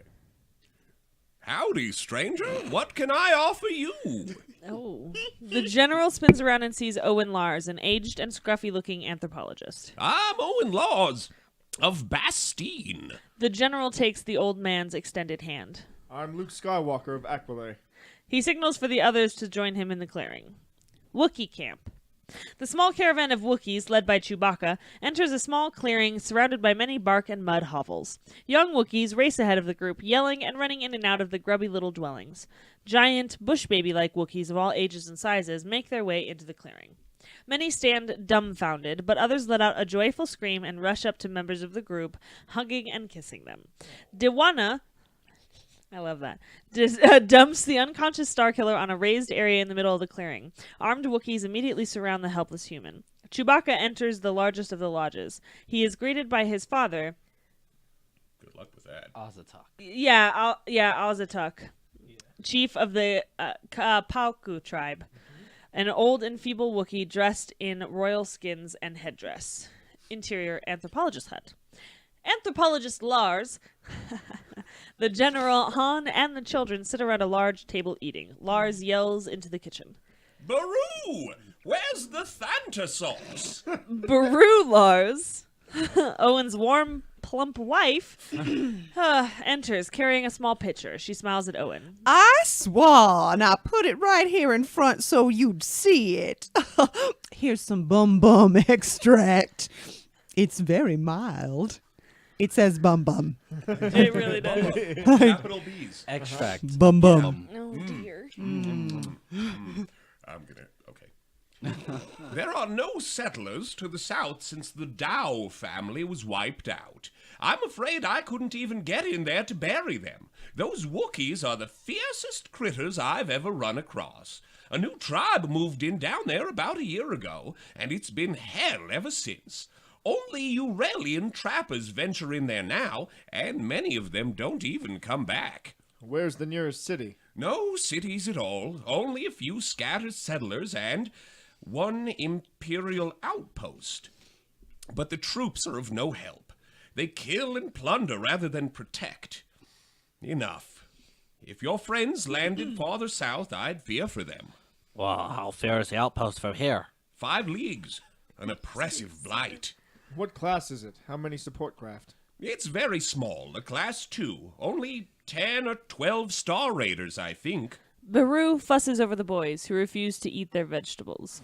She makes up a game which tricks them into eating. The general ponders the situation. Han eats like he hasn't eaten in years. I like the comment from Autobox Online there. The bum extract? Yeah. That's the blue milk. Oh, I see that. Good one. Yeah. All right. Yeah. I like that Baru's only purpose here is to point out this, like where she put the sauce, Yeah. and the bum, and then to play with the children. She has no That's other all that she purpose. does. Can she be replaced by a lamp? Yes, Yes. she can. But hey, you know what? Something tells me Owen Lars wouldn't have been able to make up a game to trick the boys into eating Don't vegetables. don't justify this. Don't try. Just, Vegetables. Or Don't try. anthropologist Lars wouldn't have made it mild. It would have been too hot. it would have been too. Yeah, you don't need spicy bum extract. Yeah. Nobody wants Nope, spicy nope. bum. No. Nobody. I kind of do. Anywho. Wookiee camp. Ocule. It says I think it's Maybe supposed to be Yavin. Question mark. Yavin. Yavin? It's Yavin. Question mark. Maybe? We're back. It's Yavin. Starkiller is surrounded by Wookiees. Young ones push through to get a better look as the adults jabber and argue about the human Starkiller. About the human. Starkiller regains consciousness with a groan, and a sudden hush sweeps over the gathering. Starkiller staggers to his feet, and a group of Wookiees backs away in a en masse. En masse. Yeah, thank you. In masse. In mass. I'll go Oh, with they're in masse. church. As en masse, the young Jedi surveys the situation for a few moments. I love you. Thanks. The Wookiees appear to be frightened of this brave warrior. Ooh, he reaches for his weapons, but they are gone. 3 guards with long spears attempt to contain Starkiller. With a loud shout, he lunges at them, and they give him a little room. Jomilia, a large, ferocious Wookiee, steps forward. He says something to the guards, and they quickly move away. He struts before Starkiller, boasting and taunting him with his spear and battle axe. The captain studies the Wookiee warrior as he paces back and forth, his helmet plumes dancing and chest armor jangling. That's not good. Without warning, Starkiller lets out another loud yell, startling Jomilia into backing off. Boo. Starkiller continues his verbal assault, calling the uncomprehending Wookiee all manner of vile and degrading things. Jamilia continues to back into the Is that immediately Oh where you went no. Jamilia continues to back into the surrounding crowd, momentarily confused by this odd behavior. Slowly, Jamilia begins to grin. He takes a defensive stance, then begins to laugh hysterically. This stops Starkiller. The giant Wookiee swings his deadly double-bladed battle axe over his head and expertly throws it at the young captain's head. To the amazement of Jamilia and the other Wookiees, Starkiller, with his Jedi skill and concentration, catches the axe in midair and then charges his furry opponent. Hey. The force of others. Oh. Others. It's You're with right. you. Oh, shit. Hasn't shown up much this. Jamilia is caught off guard, but still manages to block Starkiller's attack with his spear. The two warriors engage in a savage and fantastic duel. Starkiller cuts the Wookiee spear in half, but is hit along the side of the head by the shaft and is momentarily dazed. The battle axe is knocked from his hands. He grabs the spear shaft and rams the giant creature in the belly. Oh, porn again. Porn again. Yeah. A loud command from outside the crowd stops the fight. The Wookiees part, revealing Chewbacca and his father, who approach the two warriors. Jomilia bows before his chief and gives weight. Oh, okay. Sorry. I thought he got actually speared, and I was like, wait a minute. I think it's probably the blunt end. Yeah. Jamilia bows before his chief and is commanded to move away. Chewbacca speaks to Starkiller. He doesn't understand, but welcomes the chance to catch his breath. Chewbacca then presents his father, who steps forward and bows before the mighty Jedi. Chewbacca bows also as the crowd of Wookiees chatter in disbelief. When the chief and his son rise, Starkiller bows down before them. This pleases the Wookiees, and they screech and cheer.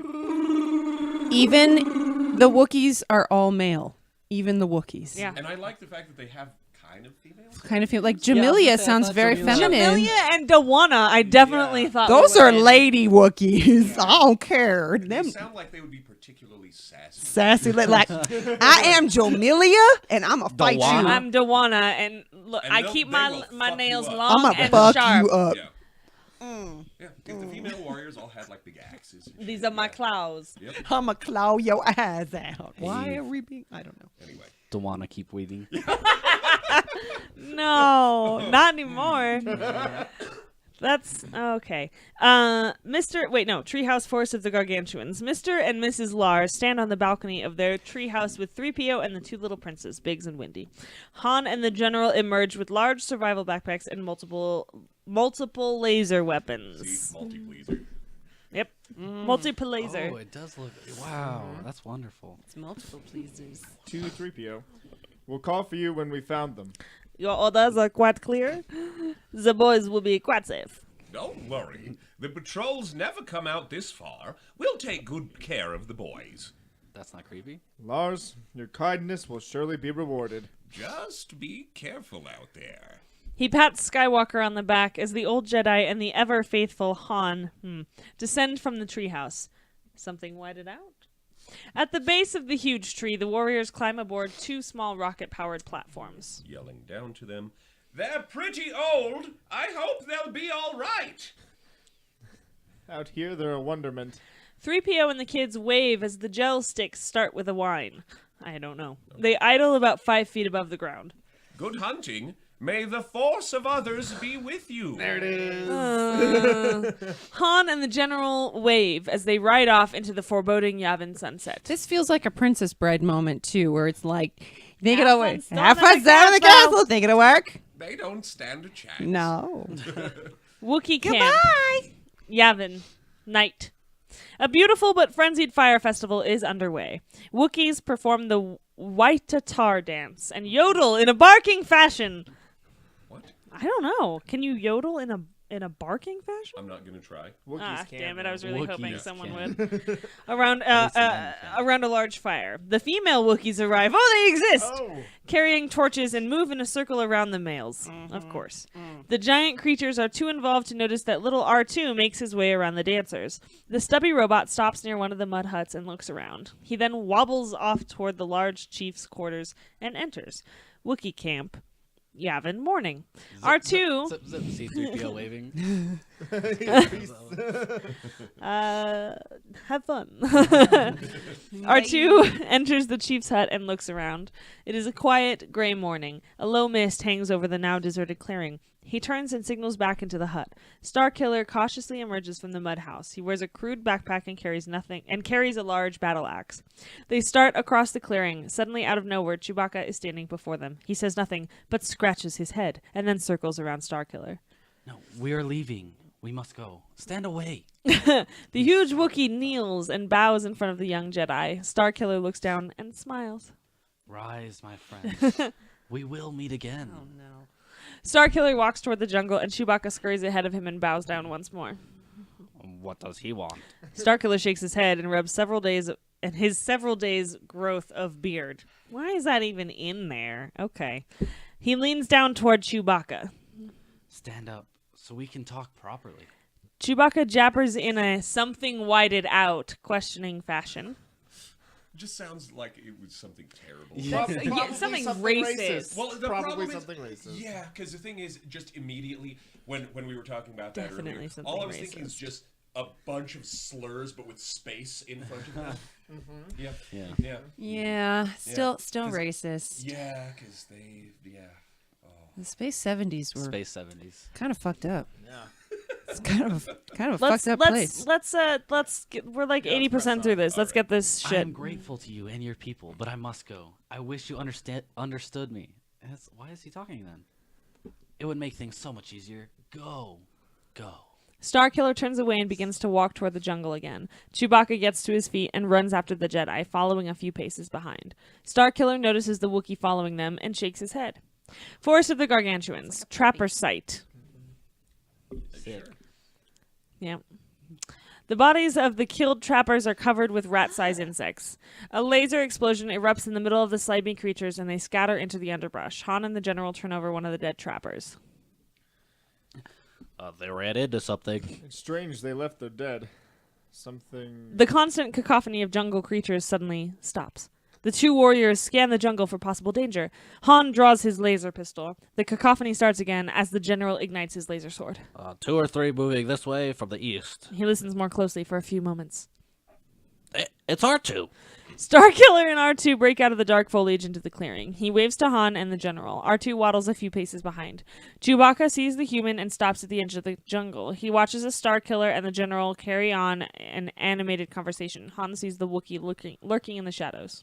You are followed. He wouldn't stay. He's one of the ones I saved. No, that's you. Sorry. I'm just going to read everything now. He wouldn't stay. He's one of the ones I saved.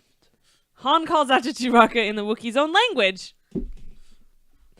And the huge lumbering creature approaches the group. Han and the Wookiee talk for a few moments, then embrace as if they were old friends. Starkiller is surprised.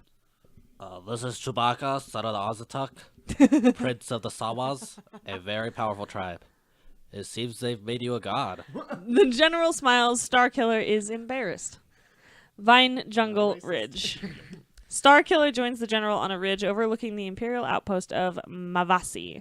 All that can be seen of the fortress is a lone guard standing on a small pedestal jutting out above the dense jungle. The trail leads directly to the outpost. Patrols are probably out looking for us by now. Finding her in there isn't going to be very easy.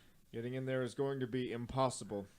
We could sure use one of those starships. Starkiller spots something moving in the jungle. He scans the area with his electro binoculars. Something's going on down there. Han, Han moves up next to Starkiller, followed closely by Chewbacca. your eyes are better than mine. What do you make of that?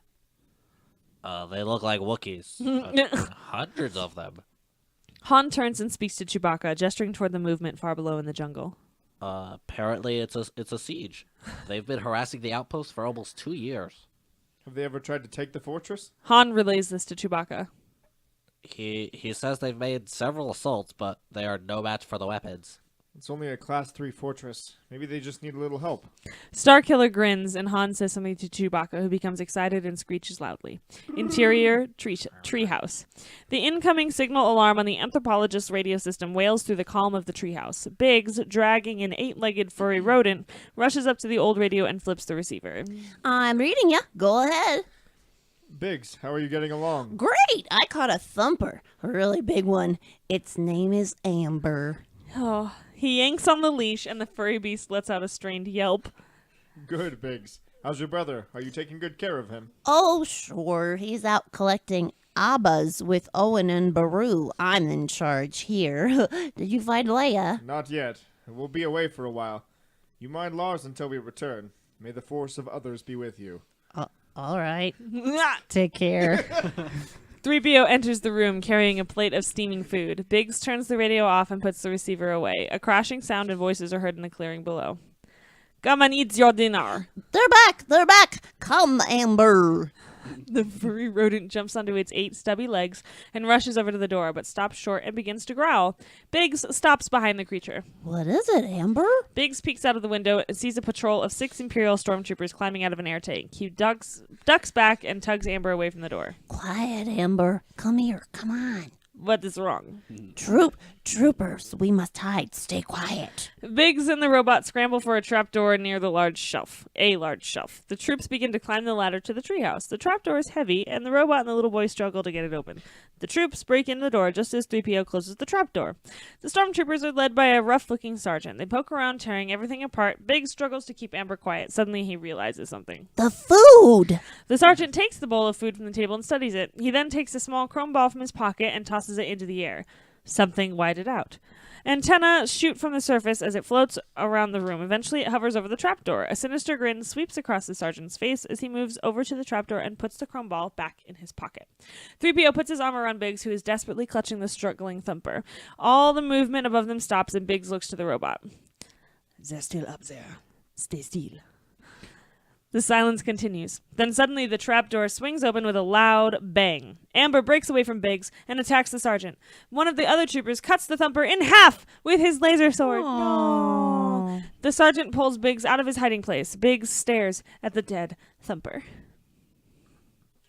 Well, here's one of them anyway. Send seekers in all directions. Find the others. Vine Jungle Ridge. The general sits at the head of the large stone table, pushing small markers around. Han explains what the general is doing to 10 or 15 Wookiee chiefs gathered around the table. Occasionally, Chewbacca puts in a word of further explanation or answers a question. Starkiller sits back silently, watching the Wookiee warriors and listening to the general's plan. Then they pull back to here. That's where the trap will be set. No one must advance. An assault on the perimeter is useless. Our only hope is to use their weapons against them. The general pauses while Han and Chewbacca translate. Once we acquire those tanks, our prime object must be to secure the starship. No one must escape. Imperial Outpost, Vine Jungle. 3 officers run along a row of giant air tanks. It's tanks. To a perimeter bunker. There, 2 stormtroopers are watching the jungle. When the officers arrive, the troopers let them look through the powerful mounted electro-binoculars. One of the troopers points out several areas in the dense jungle. Interior, control room, Imperial Outpost. A Yavin. A trooper sitting at an elaborate control panel turns to an officer watching a monitor system. A large concentration of terrestrials at point E2. Alert squads 1 through 6. Vine Jungles. Outpost perimeter. Yavin. The general stands in a small clearing surrounded by many armed Wookiees carrying large shiny shields. Han moves back and forth, barking orders to the assembled creatures. We're ready. Give them the signal. Han motions to a young Wookiee who takes off, running through the jungle. Imperial Outpost, Vine Jungle. 3 large air tanks slowly move toward the outpost perimeter. The tank pilots sit on the hatch rims of the ponderous weapons, studying the movements of the Wookiees. The tank personnel talk to one another on an intercom system. There's a large concentration. Red tube by C3. Let's break them up. The pilots slip into the tanks and close the hatches. Very well done, guys. The hatches. The tanks open up with a barrage of laser bolts, which create a wall of explosions.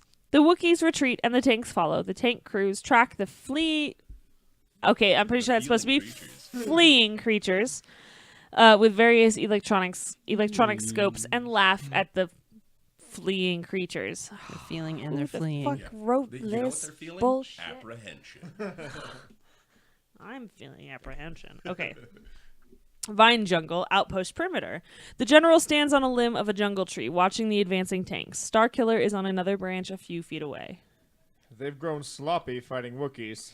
The intraphaser systems aren't on. They're in for a little surprise. Starkiller flashes a signal mirror, which is received by a Wookiee near the tanks. The Wookiees are in pairs, and they hold heavy stone wedges attached to woven vines, which in turn are fastened high in the trees. When the tanks pass directly under the Wookiees, they let loose with the heavy stone pendulums. The wedges fly through the air, neatly clipping off the antenna groupings protruding from the tops of the air tanks. Interior air tank. Several of the lights and monitors go dark on the main control panel. The pilot flips several switches in a panic. All high phasing units are out. We've lost all contact. Send out a ground signal. Suddenly, all of the monitors go white, and static fills the crowded tank interior. An alarm signal sounds. What is it? Oh, that was me. Oh, What is it? which one am I? I'm the pilot. Pilot. All signal. What? All signals, sensors, everything is coming right back to us. Some kind of deflection screen. It's a total blackout. Get out there and see if you can see anything. We've been jammed. The pilot pushes a button and the main hatch slowly slides away. Vine Jungle, Outpost Perimeter. The pilot pops out of the hatch and sees 2 rows of Wookiee warriors holding reflective shields. They form a circle that totally encompasses the massive air tank. Han shouts a signal to a group of Wookiees in another tree, and they cut loose a bent limb which is attached to a noose around the tank's hatch. What? Okay. The noose instantly tightens around the pilot, and he is plucked from the tank and suspended 50 feet in the air. In an equally swift move, Starkiller drops a small gas grenade into the open hatch. It explodes and engulfs the tank in a gray mist.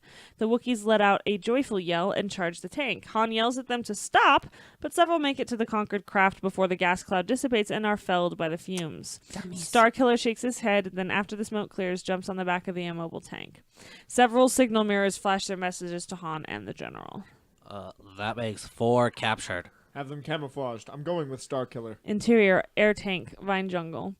Wookiees are removing the tank crew as Starkiller checks out the power controls. The general slides through the main hatch. Any damage? She's fine. We're ready to move. Then let's go. The general yells for the Wookiees to clear the tanks, and they scramble out of the hatch. Vine Jungle, Outpost Perimeter. The tank starts up with a loud roar, startling the many Wookiees resting on the mighty vehicle. Chewbacca yells at the warriors, and they fall a few feet behind the tank, their shields forming a shiny protective wall. Imperial Outpost, Vine Jungle. Several officers stand on a parked air tank trying to get a better view of the operation. A light land speeder pulls up to the next to the group, and a general gets out. A general, okay. Hey, General, Yep. not you, General. Yeah. Okay, different general. Yep. Different The general. officers snap to attention. Can you see anything? No, sir, but they've stopped firing. Communications still can't reach them, sir. Nobody seems to know what's going on. I'm sure they've got them on the run, sir. A laser bolt flashes out of the jungle and knocks out a guard tower about a quarter of a mile from where the men are standing. Seconds later, the air tank on which they are standing explodes into 1,000,000 pieces. Out of the jungle rumbles the captured air tank, driven by Starkiller and followed by a column of Wookiee warriors. Alarms sound, troops rush from the low blockhouses, and a battle rages inside the outpost. Wookiees with spears, axes, and arrows manage to hold their own against the laser weapons of the stormtroopers. Explosions erupt everywhere as the Wookiees begin to use captured laser rifles. They are much fiercer fighters than the soft Imperial troops. Interior air tank. Starkiller works the controls of the air tank as the general watches the monitors and works the laser guns.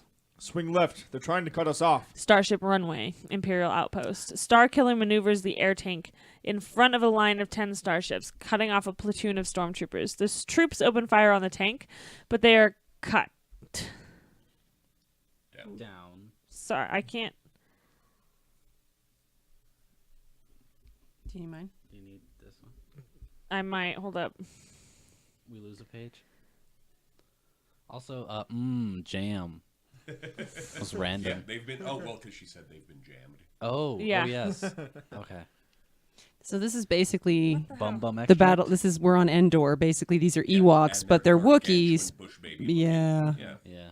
I'd Thank you. actually Okay, heard that. it went wrong. I Ewoks swiped, but were it originally- took me backwards. Like, they Yeah. were not I was supposed to be in it. Like the Wookiees were supposed to be the Ewoks. Right, It was right. like a weird mix-up. Okay, the troops open fire on the tank, but are cut down by a group of Wookiees who have moved in behind them. Han and R2 run up to the tank as Starkiller and the general climb out of the hatch.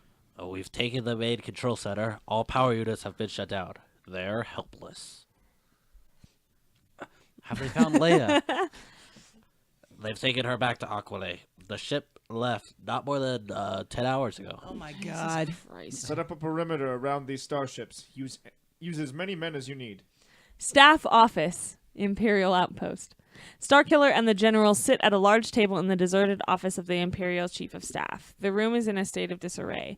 Papers are scattered everywhere. R2 stands on a chair, projecting an image of the Death Star fortress orbiting Oculae on the tabletop. And are connected to the central system by a series of crossing networks similar to Section TB4 or F687.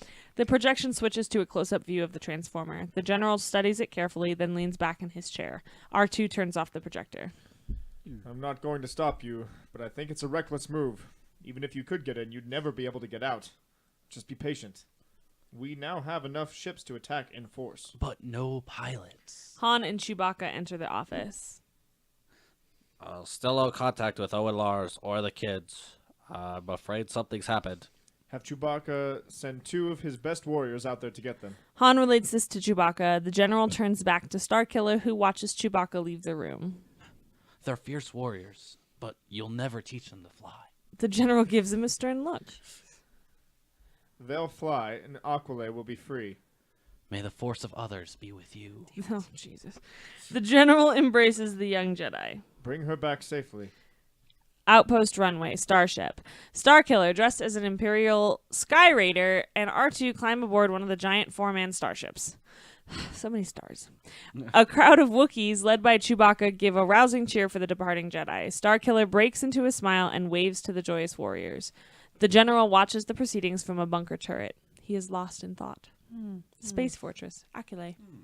3 Imperial space transports dock inside the huge artificial moon. 2 smaller convoy starships circle the larger craft until the 3 ships are safely inside the vast fortress. Conference room, interior Space Fortress, Aquilay.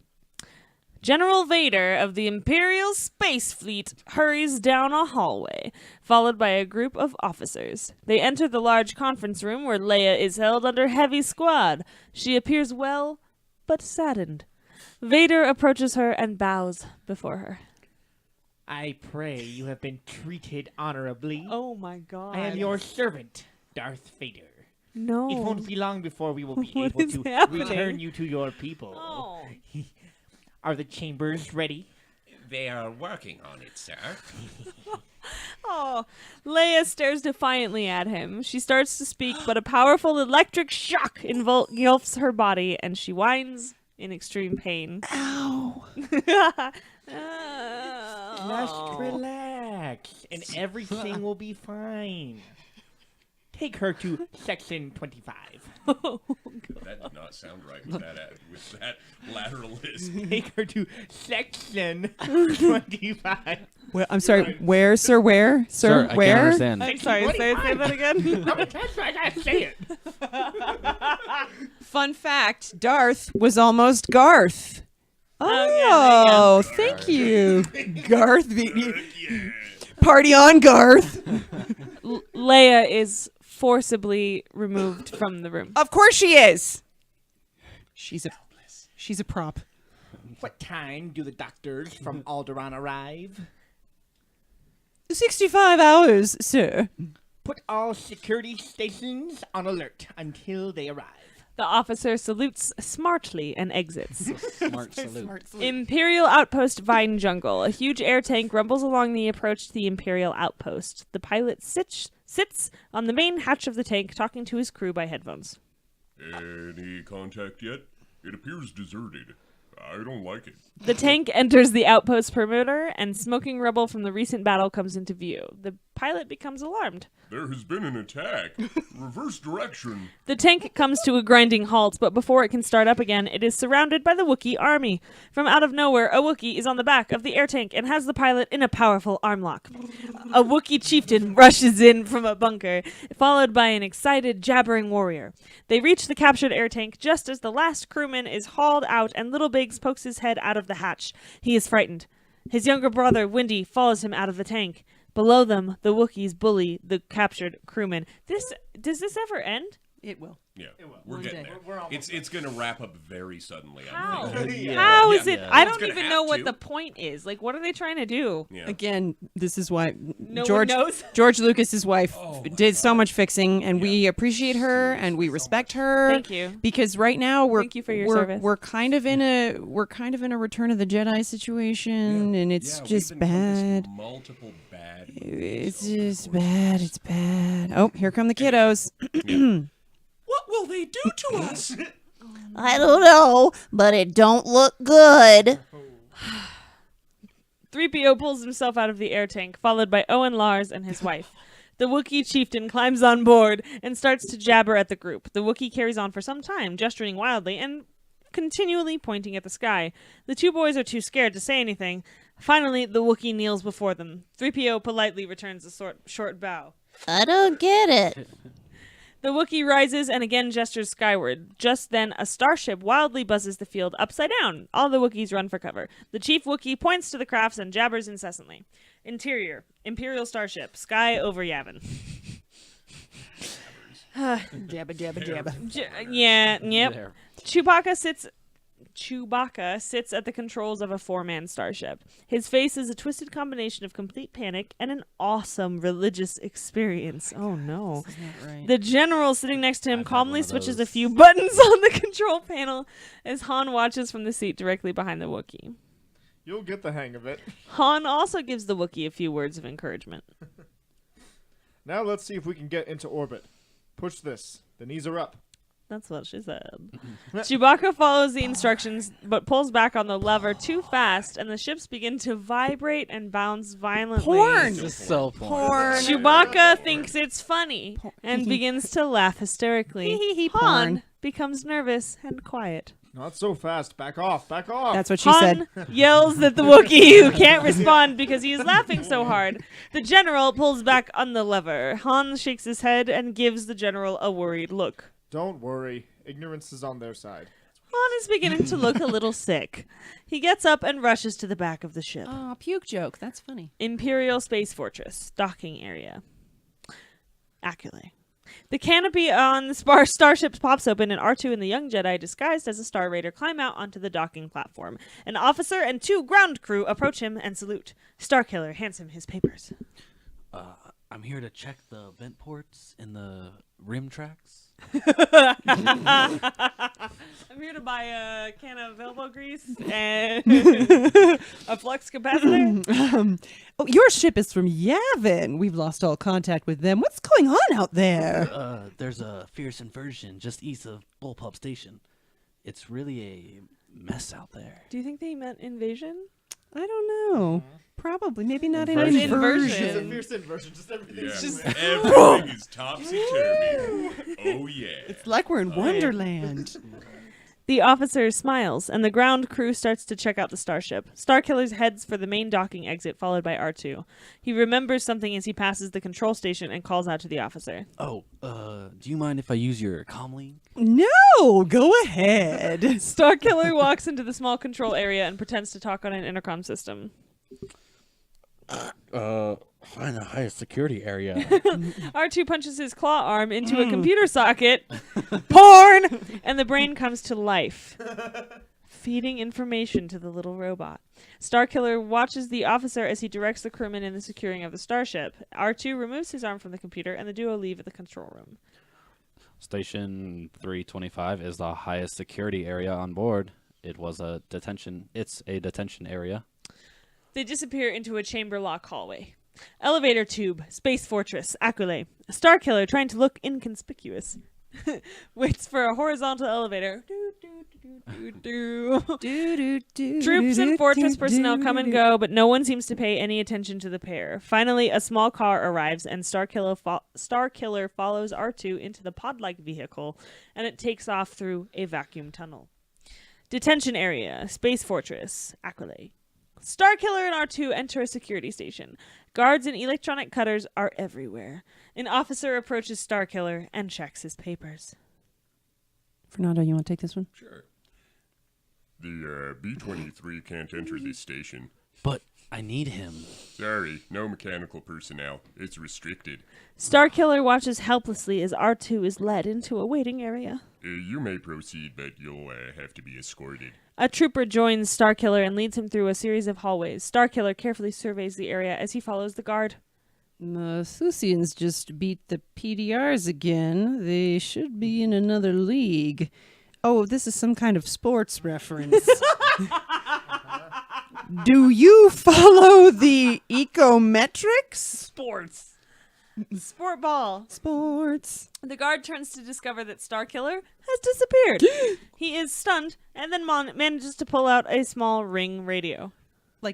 Like Code 6 alert. Yeah, exactly like that. To a ring. Starship Runway Imperial Outpost. 6 Wookiees sit before Han and the General listening to Han explain something about space fighting. Just something about space fighting. It's whatever. Owen Lars approaches the General. Pew, pew, pew, pew. We've made contact with the underground on Aquilay. Things are tighter. They can only get one man out.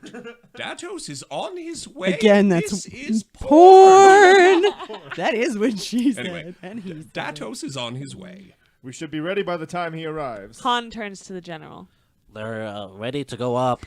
The General makes a short statement to the Wookiees in their own language. They let out a loud cheer and run for the row of starships. Starship. Space. Stardate. Sorry. Wrong. Different Wrong stars. stars. Yep, wrong stars. The General sits next to Chewbacca as he leads 2 other Wookiee-piloted starships in a tight formation. They head for a small cluster of asteroids orbiting near the planet's surface. The General quietly gives Chewbacca some reassuring instructions. Han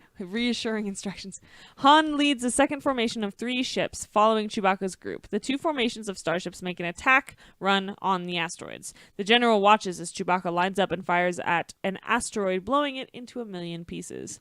The General smiles and slaps Chewbacca on the back. The Wookiees excitedly chatter among themselves over the intercom system. Detention area hallway, Space Fortress. A patrol of 10 men marches through one of the long hallways in the detention area. They stop at an intersection. The officer in charge reports on the intercom. Ben 5 to MoMA. All clear. Mama.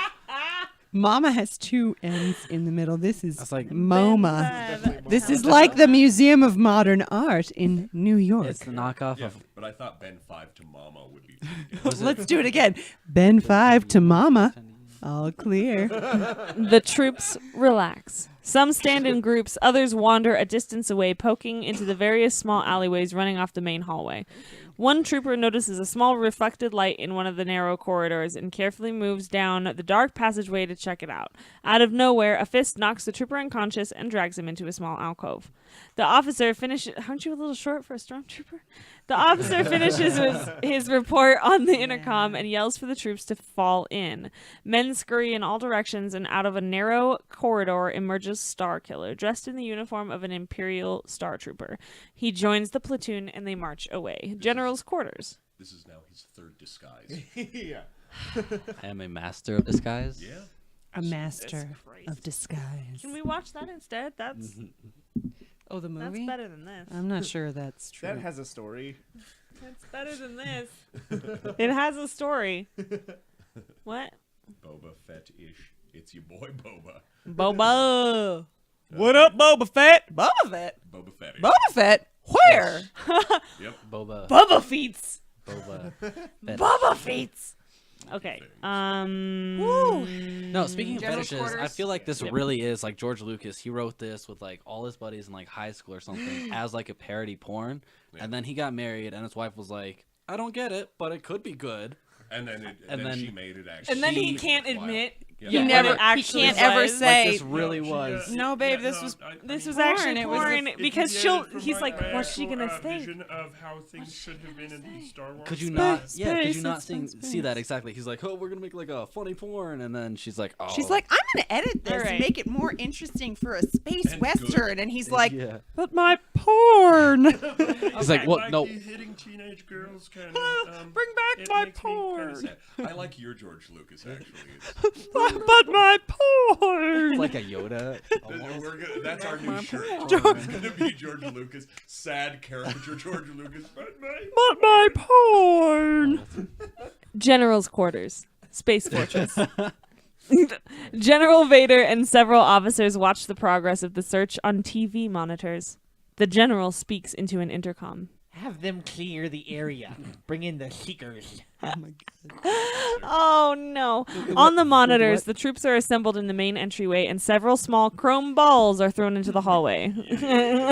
Balls. Throw them balls. All right. Several small antennae pop up from the chrome surface and the small balls float down the hallways. Valorum, once a proud knight of the Sith, enters wearing the uniform of a stormtrooper. He snaps to attention before the general and hands him a report. Vader gives Valorum a sly grin. What was my Valorum voice? Did I do anything? I don't know. How about let's be British. Okay. Contact has been lost with the ship carrying the doctors from Alderaan. The princess's treatment will have to be delayed. We've just trapped your own friend, Starkiller.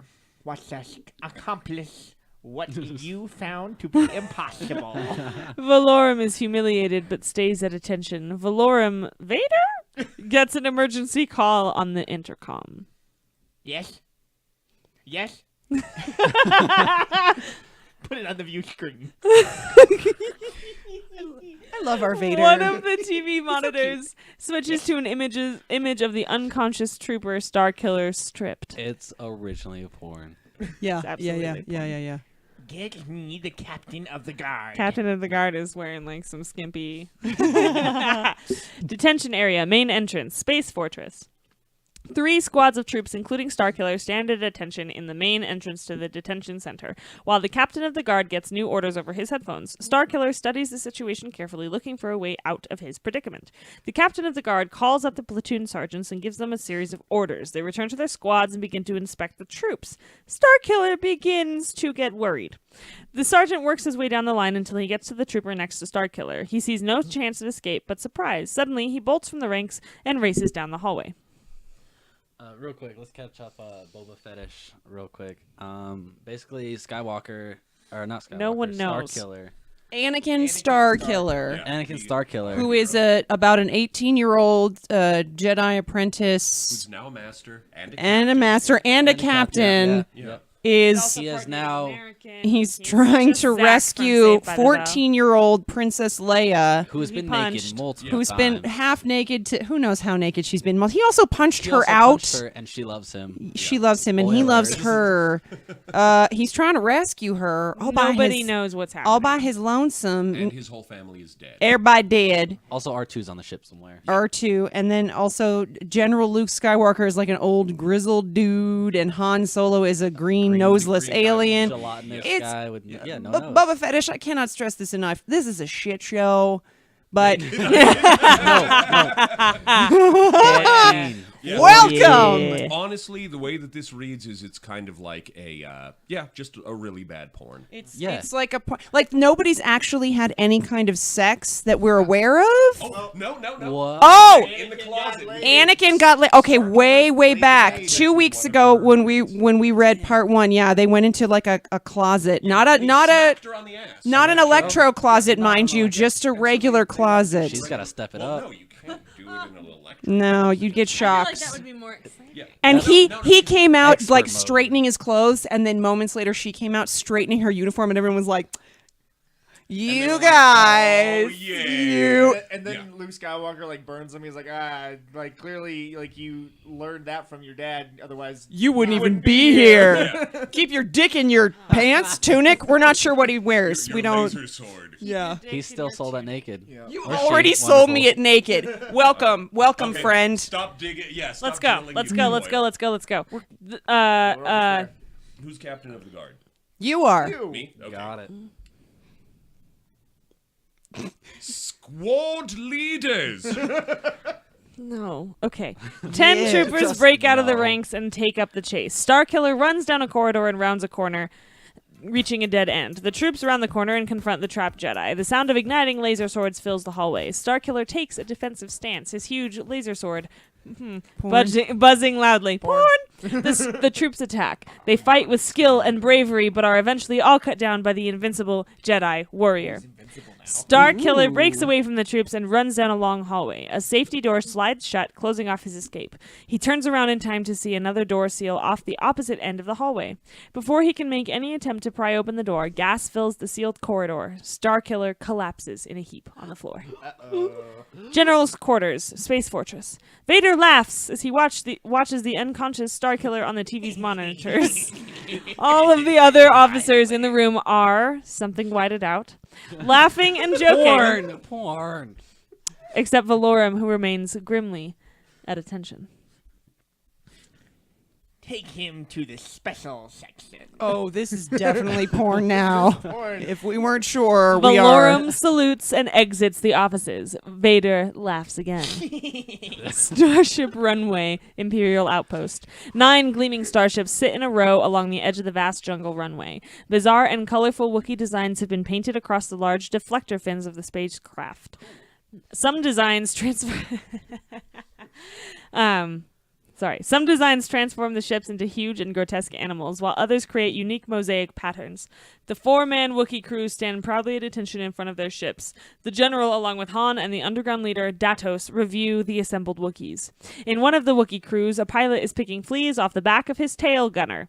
When the general passes, he snaps to attention. There is a gleam in the general's eye as he shows off his strike force to the crusty old underground leader. When they've inspected the last starship, Datos turns to the general. I'm speechless. It's amazing. A most impressive display. For the first time since taking over, I feel real hope. Will your people be ready? Our forces have already started sabotaging their comlink setups. A refugee camp on Menanyo has been conducting raids on shipping from Alderaan. That's how we intercepted those doctors. Get them in the ships. We're on our way. Send the code signal. Detention cell, Space Fortress. General Vader and Valorum watch as a medic revives Starkiller, who has been strapped to an upright slab protected by cutter rays. He is coming around. This is some James Bond shit. The medic backs away and throws the switch, which activates the cutters. A blue glow surrounds Starkiller as he wakes up and sees Vader and Valorum. For all the myths and the trouble, you don't seem like much. He laughs and leaves Valorum alone in the room with the young Jedi. Valorum appears sad and frustrated at the capture of the noble warrior. They stare at one another for a few moments. You were insane to come here. Was I British? I don't remember. You were insane to come here. The security on this thing is impossible. Why? For her? I can't believe your loyalty is that strong. You're a great warrior, but you're a greater fool. This is a place for androids. No codes, no honor. Our ways are useless here. Why couldn't you have stayed away? He storms out of the cell. Starkiller struggles to free himself. Slum-dwelling Gordon Spaceport. The young partisan... Parisian. Right, I forgot. It's Paris. The young Parisian, Akko, listens to a small transmitter in a secret closet behind the main room in a slum dwelling.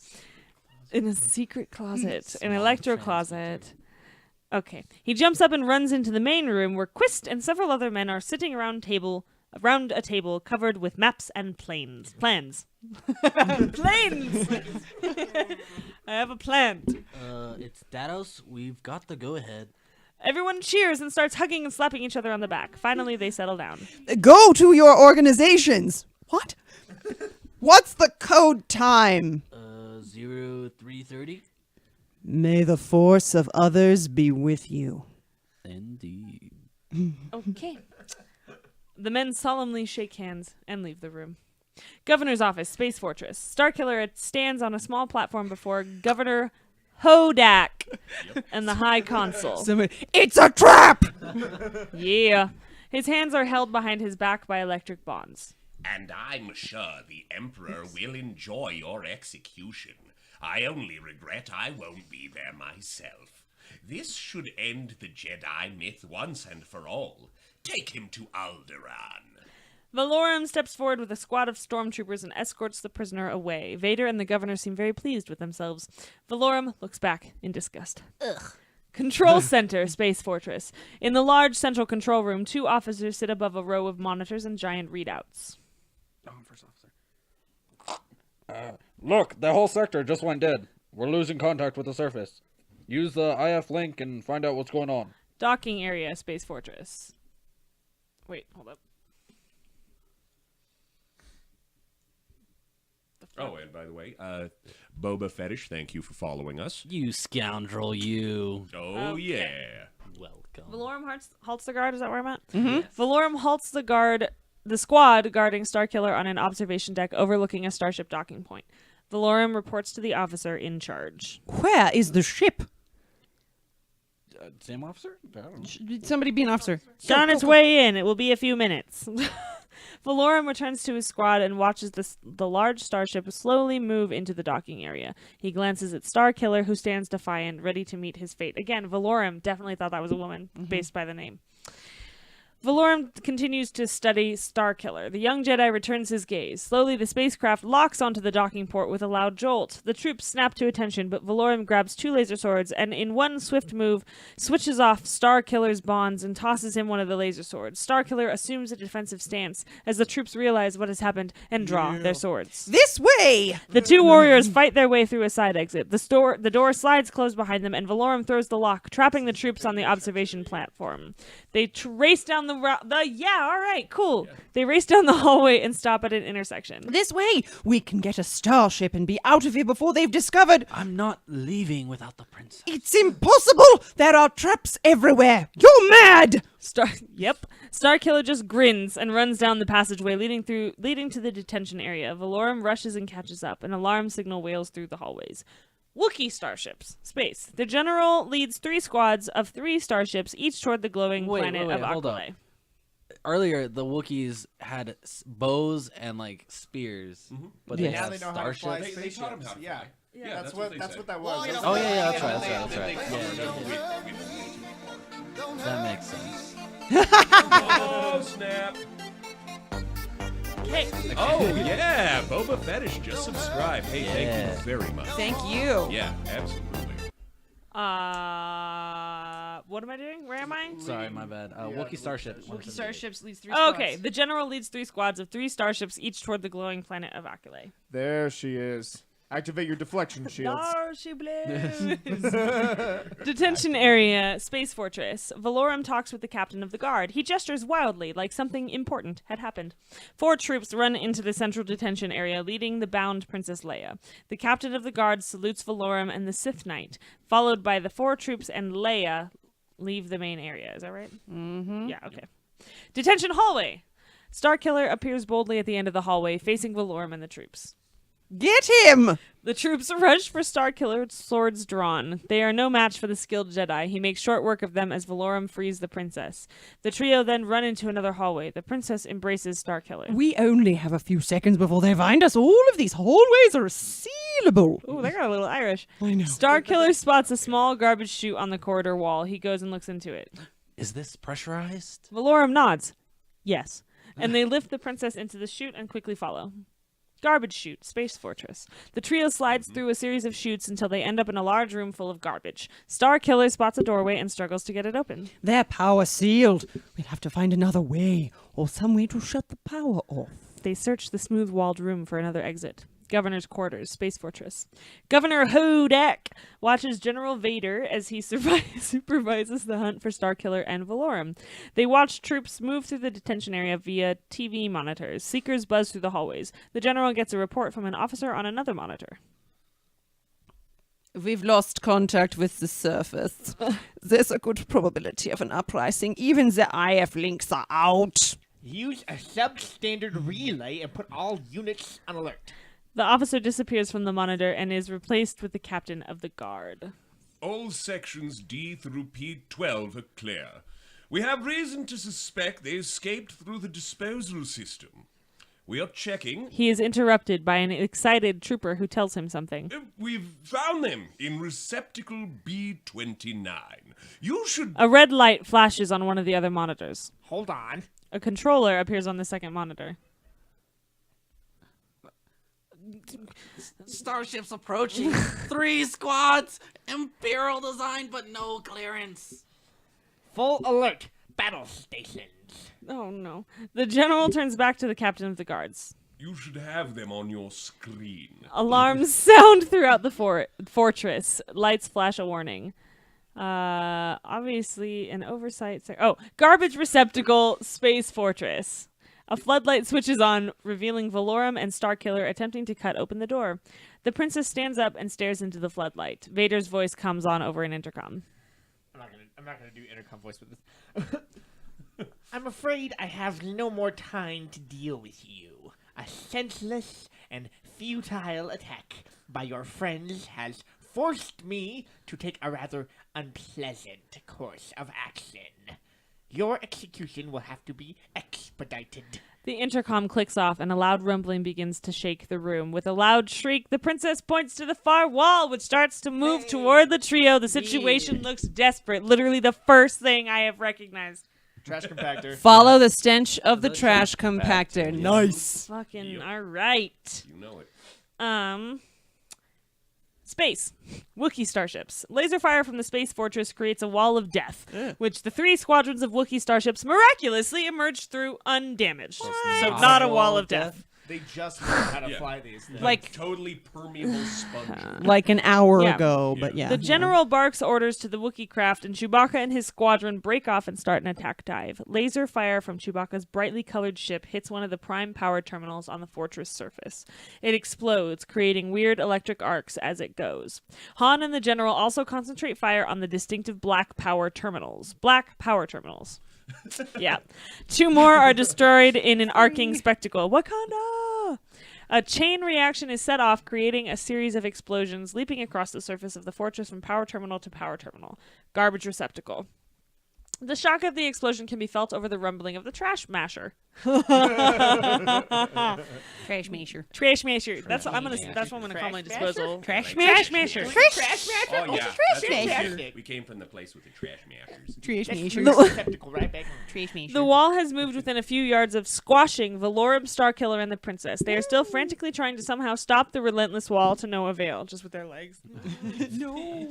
The lights blink off, then on again, and the moving wall rumbles to a halt. Leia breathes a sigh of relief. Whew! They must have knocked the power out. Valorum runs over to the door and kicks it open. They rush out of the would-be death trap. Space, Wookiee starships. One of the Wookiee starships is caught in a crossfire and disappears in a cloud of smoke. Another ship, for some unknown reason, dives headlong into the surface of the fortress, creating a huge explosion. Main hallway, Space Fortress. Starkiller, I guess so. Valorum and the princess are thrown to a hallway floor by the explosion. They get up and start down the hallway again. A voice calls out from a connecting corridor. Hey, over here. The trio turns and see little R2 standing at the other end of the corridor. He waves his claw arm at them and wobbles toward them. The power core has extended to the normal stress quotient by 0.8. The magnetic fusion pods have evaporated. There appears to be an immediate danger. No shit. There is a R2. life pod station at the other end of this sector. Porn. Hurry! Even back in the space 7. The group, followed by R2, make a dash for the life pod, but are knocked to the ground by another explosion, which rocks the hallway. A hole is ripped in one wall, sucking debris into space. Everyone holds on to wall fixtures for dear life. Oh, no. Governor's quarters, Space Fortress. Aides and officers rush through the office as Vader tries to keep things under control. Governor Hodak remains calm, watching the progress of the battle. Vader turns to the governor. They've pinpointed every terminal. It's impossible. What are they? Where did they come from? An electromagnetic transfer has started. There's no stopping it. Continue the fight. We've already lost control of the planet. We must abandon ship while there is still time. Conditions are much worse than... Continue the fight. This fortress is invincible. I will not give up. A giant explosion sweeps through the office. Space. The tiny starships race the chain reaction explosions across the surface of the fortress. The Wookiee ones. Sorry, Wookiee space starships. Laser fire is everywhere. One of the starships skimming across the surface lags behind and is caught in an explosion and disappears. Han, get everyone out of there. The whole thing's going to go. Return to Gordon. Get them out. Han relays the order to the Wookiees and the starships pull away from the crippled fortress. Main hallway. Space Fortress. The group has made its way past the hole in the wall and is climbing into the life pods. Starkiller helps the princess into one while Valorum and R2 get into the other. Warning sirens scream throughout the hallways. 3 troops run toward the life pods, firing laser pistols. Valorum returns the fire, stopping the oncoming troops. Hatches are closed, and the life pods eject into space. Life pods. Space. The 2 life pods drift toward the calm of the planet's surface. Starkiller and the princess embrace. Oh no! Porn. And he kisses her tenderly. They watch the They watch the ominous fortress go smaller and smaller as they drift away. Suddenly, a great flash replaces the fortress and rubble streaks past the life pods. Several giant explosions follow, and then there is only a smoke cloud where the mighty fortress once orbited Aquilay. I liked how it was Death Star just once. Yeah. But in Death Star. quotation Yeah. marks. Space Fortress. Also, he just kissed a 14-year-old. Gross. Yep. Dirty. Gross. Dirty. They're boning. This is They're boning dirty. right now. Throne room. Palace of Light. Queen Leia in all her grandeur, no longer a virgin, sits on the magnificent throne of Aquilay. Starkiller and the general stand to her right. Several old advisors stand to her left. Han presents, Chewbacca and a delegation of Wookiees with a treaty, gifts, and a medal of honor. They bow and exit. Han moves to one side of the crowded court. Valorum stands next to him. They watch as the 2 robots, R2 and 3PO, approach the Queen and bow. Your service to Aquilay is greatly appreciated. You are designated Class A4 and will serve Anakin Starkiller, the new Lord Protector of Aquilay. Rise! I wonder how he got that. The robots rise and exit through the long entrance hall to the throne. The Queen turns and smiles at Starkiller and the General. The General and Starkiller salute their new Queen. Fade out. End credits. Fuck me. Is it just me, or did they not wrap that shit up super all. quick? Like, Oh my God. like two or three pages, yeah. And we're done. Even like they were like he was getting sick of writing it, I think, and he was like, I don't Sick want of to. reading it. I don't want to do this Just as he got married, anymore. His wife is like, we need to have a talk about this shit. That's how he got his Yeah. wife. He's like, I'm a writer. And she's like, what do you write? And he's like, this. And she's like, this "No, I'm just not gonna marry you porn." so I can course correct this bullshit Yeah. that you put out right now. Definitely. Holy crap! Yeah. Beam us up, Han. Holy crap! I mean, Leia got the last line of the movie, but That's all she got. Well, actually, Yeah. she got a little she Starkiller. did she get a little or a lot? Oh, she was in like huge so many scenes and literally just was barely even described in the background. Yeah. Yeah.